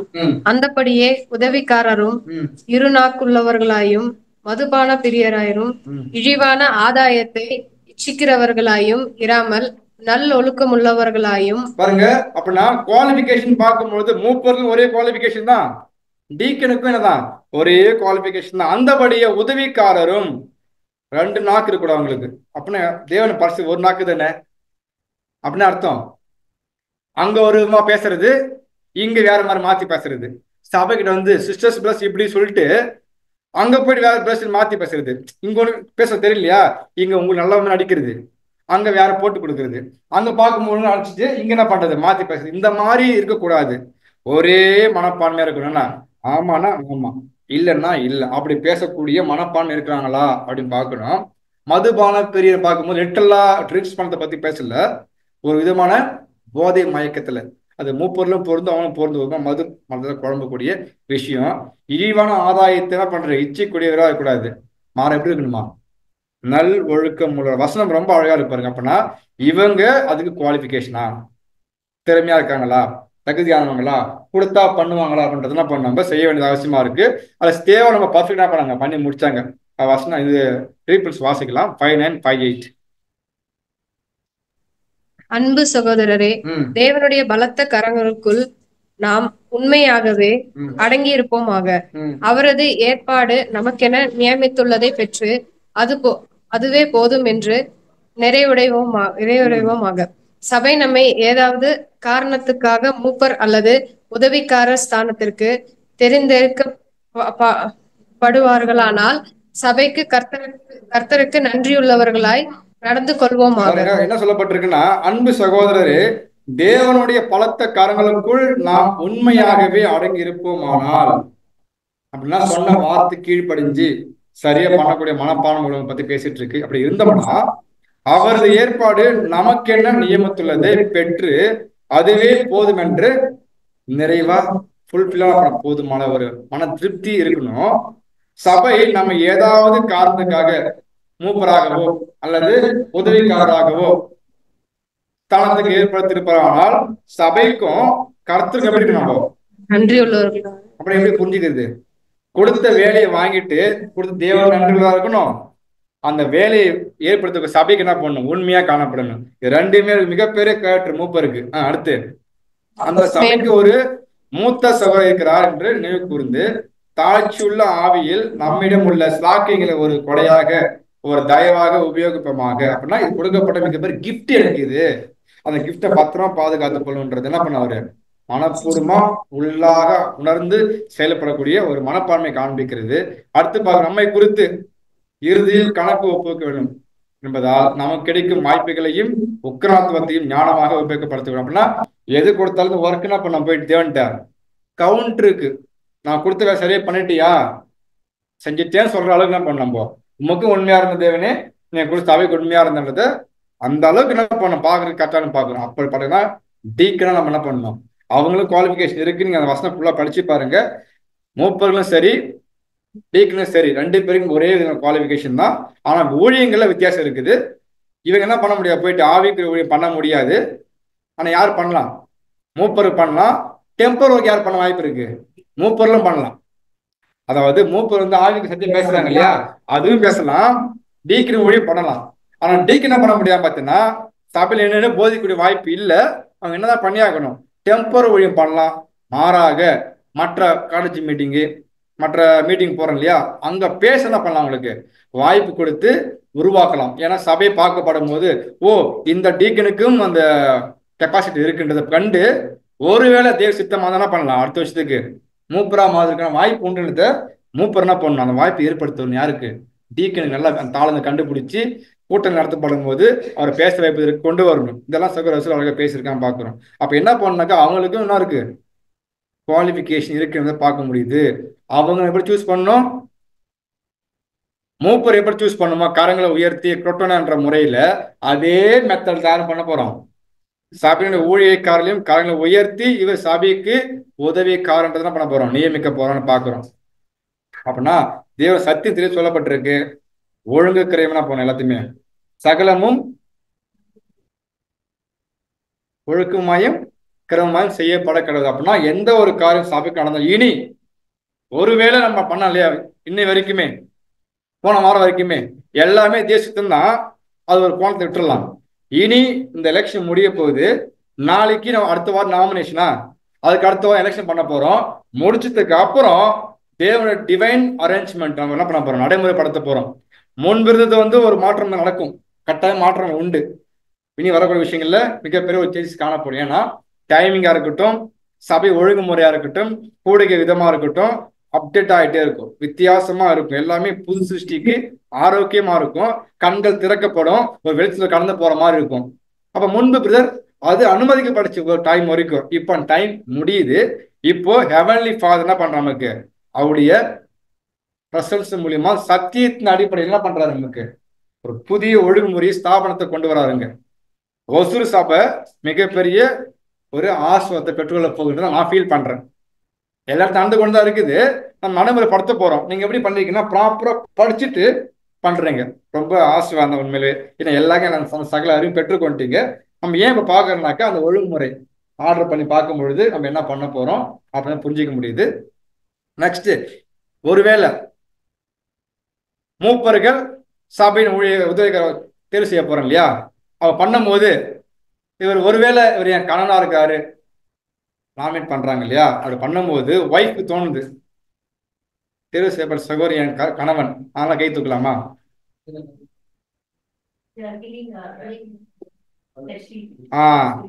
அவர் கணவன் தான் தப்பு கிடையாது. ஒருவேளை அந்த மூப்பர் குவாலிபிகேஷனுக்கு அல்லது உதவிக்கார குவாலிஃபிகேஷன் சரியான வச்சுக்கா கை தூக்கலாம். அது கணவனோ மனைவி பிரச்சனை கிடையாது. ஆனா இல்ல யாருமே எங்க வீட்டை தூக்கல நான் தூக்கல யார் தூக்குவா அப்படின்ற மனப்பான்மை வரக்கூடாது. இங்க என்னதுங்களா வீட்டு தான் கணவன் மனைவி இங்க எல்லாம் யாரு பிரதர்ஸ் சிஸ்டர்ஸ் நீங்கள் அனைவரும் சகோதர சகோதரர் வாசம் சொல்றது இல்லையா அதான் உண்மை. அந்த சகோதரன் உங்களுடைய புருஷன் தான் சரிதான் அவர் சரியில்லை நாட் குவாலிஃபைட்னா கை தூக்காத. இதான் உண்மையான அன்பு. ஏன்னா அவருக்கு வாய்ப்பு ஏற்படுத்தி கொடுக்குற இன்னும் மாறி அடுத்து ஊழியப்படுவான்ட்டு இல்ல எங்க வீட்டுக்காரன் நான் கை தூக்குன்னு தூக்கிட்டுனா அவர் என்ன பண்ற நீ வஞ்சிக்கிற வாய்ப்பே கொடுக்கல அவருக்கு மனம் திரும்புவதற்கு உழைச்சதற்கு அப்படின்ற ஆயிடும். ஓகேங்களா இது வந்து கணவன் மனைக்கு. ஒருவேளை அவர் எங்க பிரதரு எங்க அண்ணன் அவரு அப்படின்ற ஒருத்தர் வராங்க வச்சுங்க உதாரணத்துக்கு அவர் வந்து நாமினேட் பண்ணிட்டாங்க எல்டருக்கோ டீக்கனுக்கோ எங்க அண்ணன் நாங்க ஏத்துக்காம அப்படின்னு வரலாமா வர ஏன் இது எல்லாமே ஃப்ரெஷ் தாட்டு அது சொல்றோம். எல்லாமே தேவ சித்தத்தை படி பார்க்கணும். அப்ப நம்ம என்ன செய்யணும்னாக்கா இது சரியானதை கண்டுபிடிக்கணும்னா அந்த ஸ்பிரிட்ல பார்க்கணும், அந்த ஊழியத்துக்கு தகுதியா 100 பார்க்க வேண்டாம், கொடுத்தா செய்வார். போதுமான கெப்பாசிட்டி இருக்கு. ஏன்னா அவரும் அபூர்ணர் தான், நம்ம குடும்பத்தை சூஸ் பண்றோம், கொஞ்சம் பெட்டரா பண்றாரு, அதுக்கு தாழ்ந்து தென்படுது, கொடுத்தா செய்வாங்கன்ற மனப்பான்மை காமிக்கணும். ஆனா எல்லாமே தேசத்தின்படி வசந்தபடி ஆவின்படி நடக்கப்பட வேண்டும். ஓகேங்களா? இதான் பார்க்கணும். அடுத்து பார்க்கும்போது சபையில ரொம்ப வயசுல தான் பெரிய எல்டர் தான், அதனால ரொம்ப வருஷமா இருக்காரு பிரதர், அவர் நம்ம என்ன பண்ணலாம், சூஸ் பண்ணலாம், கை தூக்கலாமா? அவர் தான் உண்மையான எல்டர், அவர் தான் எல்டர். அப்படின்னா வயசு ஒரு வித்தியாசம் இல்ல. திருவிழாக்கெல்லாம் சத்தியத்துல தெளிவாக்குறாங்களா, பகுத்து போதிக்கிறாங்களா, நிதானமா பேசுறாங்களா, அது பேசுற வார்த்தை புரியுதா, அது மட்டும் போதும். மாறலாம் என்ன பண்ணுவாங்கனாக்கா, சிறியவரை பார்க்கும்போது ஒருவேளை நேற்று ட்ரூத் வந்துருப்பாரு கடந்த ஒரு வருஷத்துல, அவர் சூஸ் பண்ணலாமா? அதை விட்டு நான் அடுத்த வருஷம் வரேன். அப்படின்னா ஒரே ரீசன் இருக்கணும். என்ன ரீசன்? சபையின் மூப்பர்கள் உதவிக்காரர் எப்படி இருக்கணும்னாக்கா, எப்படி இருக்கணும்? பரிசுத்த ஆவினால சபையார் தன்னுடைய கையில மாத்திரம் மனப்பூர்வமா உயர்த்துமே தவிர, இவர் என் கணவர், இவர் என் சகோதரன், இவர் எங்க அண்ணன், என்னுடைய தாத்தா அப்படின்னு மனப்பூர்வமா என்ன பண்ண தேவையில்ல, கையை உயர்த்தாமல் தேவனுக்கு பிரியமா இருக்குமா, இவர் செய்வாரான்றது யாருக்கு நல்லாவே தெரியும். அந்த குடும்பத்தை தெரியும், சபைக்கு தெரியும். அவங்க கொடுத்தா மட்டும் போதுமானது. அது செஞ்சாதான் உண்மையான அன்பு அங்க கொடுக்கப்படுதுன்னு பாக்குறோம். நம்ம அதெல்லாம் செய்யணும். என்ன பண்ணணும்? அவ்வளவுதான். தாழ்மையோடு தேவ சமூகத்துல வெயிட் பண்ணணும். அடுத்த வாரம் நாமிஷன் யாரை பண்ணணும் தேவன் உங்களுக்கு வெளிப்படுத்துறாரோ, இவர் தான் மூப்பரா வர வேண்டும், இவர் தான் டீக்கனா வர வேண்டும் என்று தேவ ஆவில உங்களுக்குள்ள ஏவப்படும், கட்டாயமா வரும். அப்படி வரும் பட்சத்துல அவங்களுக்கு என்ன பண்ணினீங்க, மனப்பூர்வமா காரணம் உயர்த்தி தெரிவிங்க. அதே மாதிரி இவரு கைத்துறை பார்த்து நம்ம காப்பிடிக்கலாமா? அவர் கைத்துறை அப்படி இல்லை. உங்களுக்கு என்ன ஏவப்படுதோ அதை மட்டும் செய்யுங்க. யாரையும் பார்த்து என்ன பண்ண தேவையில்ல, கை தூக்க தேவையில்ல. உங்களுக்கு என்ன வெளிப்படுத்துறாங்களோ கை தூக்க மட்டும் போதும். ஒருவேளை அவர் கை தூக்கல, அவங்க மனைவி பக்கத்தை உட்காந்துருக்காங்க, நம்ம கேட்பாங்களா போன் பண்ணி, ஏன் கை தூக்கல, அப்படிலாம் பார்க்க தேவையில்லை. அப்படி பார்த்தாங்கன்னு நினைச்சுக்கோங்க, ஐயோ சகோதரி பாவம் கிளஷ்ல திங்க் பண்றாங்க, இன்னும் அவங்க என்ன இல்லை ஒரு புரிதல் இருக்கிறாங்க, நீ ஃபீல் பண்ணிக்கோங்க, ஜெபம் பண்ணிக்கோங்க. மாற என்ன பண்ண தேவையில்ல, இப்படி கேட்கறாங்க கோவப்பட தேவையில்லை, எதிர்த்து பேச தேவையில்லை. நீங்க புரிஞ்சுக்கோங்க அவங்க வீக், அவ்வளவுதான். அந்த வீக்குக்காக என்ன பண்ணுங்க, ஒரு ப்ரே பண்றேன், முடிஞ்சு போச்சு. இதான் பூஸ்டோட கேரக்டர். அப்படின்னா மிகப்பெரிய விஷயம். கைத்துக்கு சாதாரண விஷயம் கிடையாது. நம்ம ஃபர்ஸ்ட் பண்ண போறோம் இல்லையா, கைத்துக்கு பட போது பக்கத்துல எல்லாம் உட்காந்துருப்பாங்க, நம்ம என்ன பண்ணோம், அவ்வளவுதான். இங்க மனிதருக்கெல்லாம் அதை பத்தி கண்டே தேவையில்ல. அங்க தேவன் சொல்லிட்டாரு இந்த சகோதரன் கைத்துக்கு, அவ்வளவுதான். மூப்பர் உதவிக்காரரு சில உட்காந்து இருப்பாங்க, ஃப்ரண்ட்ல உட்காந்துருப்பாங்கல்ல, அவங்க தூக்கும் போது பார்த்துட்டு அவங்க தூக்குவாங்க. இதெல்லாம் வேண்டவே வேண்டாம். எல்லாமே உங்களுக்கு புரியலன்னு அர்த்தம், அப்படி ஜெபிக்கலன்னு அர்த்தம். அப்ப தேவ சமூகத்தை காத்திருந்து இந்த சபைக்கு தேவன் ஒரு மிகப்பெரிய ஏற்பாடு கொண்டு வர போறாங்க. அந்த ஊழியம் நடக்க போகுது, ஒழுங்குமுறை ஸ்தாபிக்கப்பட போகுது. அந்த விருப்பம் இல்லாம சும்மா வந்துட்டோன்றத கடுமையான பண்ணும், காமிக்கிறமா ஆயிடும். நீங்க ரொம்ப கவனமா இருக்கணும். இந்த சப்ஜெக்ட் முடிய போகுது, முடிச்சதுக்கு அப்புறம் அடுத்த ஞாயிற்றுக்கிழமை என்ன பண்ண போறீங்க, நாமினேஷன் தேவன் எப்படி கொண்டு போக போறாங்க, யார் சபையில சூஸ் பண்ணலான்றது, தேவன் யாரை விரும்பிட்டாரோ சூஸ் பண்ணிட்டாரு, தெரியுங்களா, பண்ணிட்டாரு. அதை ஞாயிற்றுக்கிழமை வெளிப்படுத்துவாரு உங்க மூலியமா. நீங்க என்ன பண்ணணும், அப்படியே கை தூக்கணும். அது சுயநலம் வந்துடவே கூடாது. என்னதான் இருக்கணும் அப்போ, பொதுநலம் மட்டும் தான் இருக்கணும். சத்தியத்துக்கு உட்பட்ட விஷயம் காணப்பட வேண்டும் பாக்குறோம். அதை நம்ம எப்படி தான் பண்ணணும், அன்றியும் நாம் ஒருவருக்கு ஒரு அவங்களா இருக்கிறபடியினால் பொய்யை கலைந்து அவனா என்ன பண்ணணும், மற்றவங்களோட மெய்யை பேச கடவோம். அப்படின்னா சரியா நம்மளாம் ஒரே கிறிஸ்து தலை, நம்மளாம் அங்கமா இருக்கிறோம். அந்த அங்கத்துல இவங்களுக்கு ஒரு மாதிரியா பேசுறது, அவங்கள பேசாம ஒரே வெளியரங்கமா டிரான்ஸ்பரண்டா பண்ணுங்க. ஆமா, அப்படி ஓப்பனா பேசுங்க, உண்மையை பேசுங்க, ட்ரூத்தா பேசுங்க. நான் சத்தியத்தினை தான் கை தூக்குனேன் அப்படின்னு என்ன பண்ணுங்க, பேசணும். யாரோ கேட்டுருவாங்க பயந்துட்டு காம்ப்ரமைஸ் ஆகி இப்படி மாத்தி பேசாம நீங்க பண்ண வேண்டிய ஊழியத்தை சரியா பண்ணுங்க. ஏன்னா அத்தாரிட்டி யார் கொடுக்கப்பட்டிருக்கு, யாருக்கு, சபைக்கு கொடுக்கப்பட்டிருக்கு. சபையினோட முடிவோ தேவ சித்தம், அதுதான் தேவ சித்தம். தேவன் யாரும் வெளிப்படுத்துறாருன்னா சபையினுடைய மூலியமா தான் வெளிப்படுத்துறாங்க. அப்ப தேவனுடைய இது பிரதிநிதி யார் தெரியுங்களா, தேவனுடைய பிரதிநிதிகள் யாருங்க, சபையார். அவங்க தான் சூஸ் பண்றாங்க ஊழியர்களை, இவங்க ஊழியம் பண்ணணும்ட்டு பாக்குறோம். அப்ப நம்ம என்ன பண்ணா, மறைவான சிநேகத்தை பார்க்கிலும் வெளிப்படையான கடிந்து கொள்ளுதல் நல்லது. அப்படின்னா உள்ளுக்குள்ள வச்சுக்கிட்டு பேசாம ஓப்பனா பேசுறது ரொம்ப ஆரோக்கியமா இருக்கும். ஒருவேளை அது சகோதரனுக்கு மனம் திரும்ப வாய்ப்பு இருக்கலாம். நீ மறைச்சு வச்சு அவங்களையும் வீணாக்கிட்டு நீயும் வெளிப்படுத்தாம நீ வீணா போறது தேவ சித்தம் இல்லை.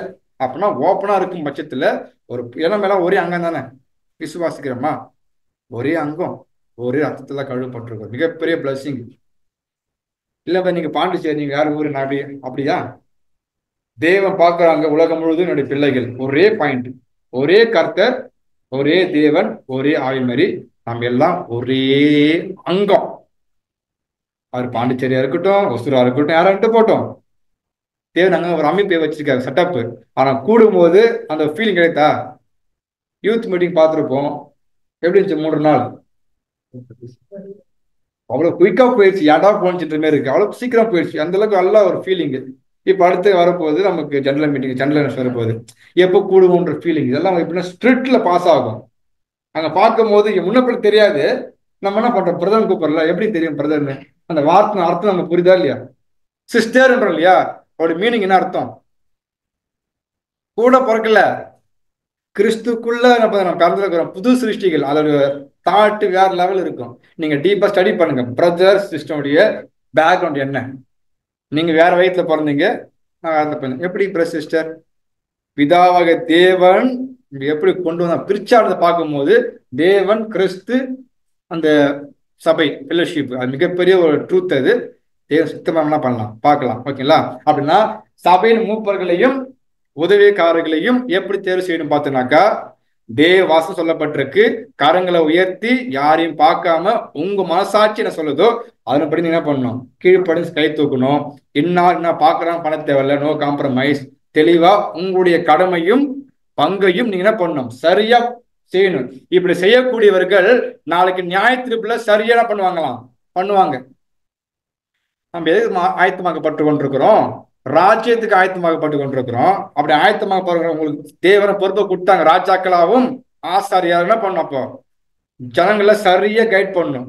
நம்ம அப்ப என்ன பண்ணணும், இப்பவே பிராக்டிஸ் பண்ணிட்டு இருக்கோம். எந்த மூப்பர்கள் எந்த சரியா கை தூக்கணும் நிதானிச்சு சூஸ் பண்ணணும். இப்பவே சூஸ் பண்ண தெரியலனாக்கா நாளைக்கு வேலை கொடுப்பாரா, பொறுப்பு கொடுப்பாரா? கொடுத்தா பண்ண முடியுமா? அப்படின்னா எல்லாமே பாருங்க, அது அந்த பொருளுக்கான ஒரு நிழலை தான் காணப்படுதான் பார்க்கிறோம். அப்ப தேவனுடைய தெய்வீக ஒழுங்குமுறைகள் நம்ம சபையில நடக்க போகுது. நீங்க என்ன பண்ணுங்க, உண்மையும் உத்தமத்தோடு என்ன பண்ணுங்க, மனத்தாழ்மையோடு ஜெபம் பண்ணி காத்து கொண்டுருங்க. அடுத்த வாரம் நாமிஷம் பண்ணும்போது தேவன் யார் சூஸ் பண்ண போறான்றதை என்ன பண்ணுங்க, ரொம்ப ஈகரா ஆசையா வாஞ்சனை பண்ணுங்க, வெயிட் பண்ணுங்க. மிகப்பெரிய பிளஸ்ஸிங் இதுக்கப்புறம் நமக்கு அடுத்தடுத்த அப்டேட் போக போகுது. தேவன் பண்ண போறான்றதை பார்க்கிறோம். தேவன் தாமே இந்த வார்த்தை என்ன பண்ணுவாங்க, ஆசீர்வதித்து வழிநடத்துவாராக. பொறுமைகள் உங்களையும் பலப்படுத்தி ஸ்திரப்படுத்துவாராக. ஆமென்.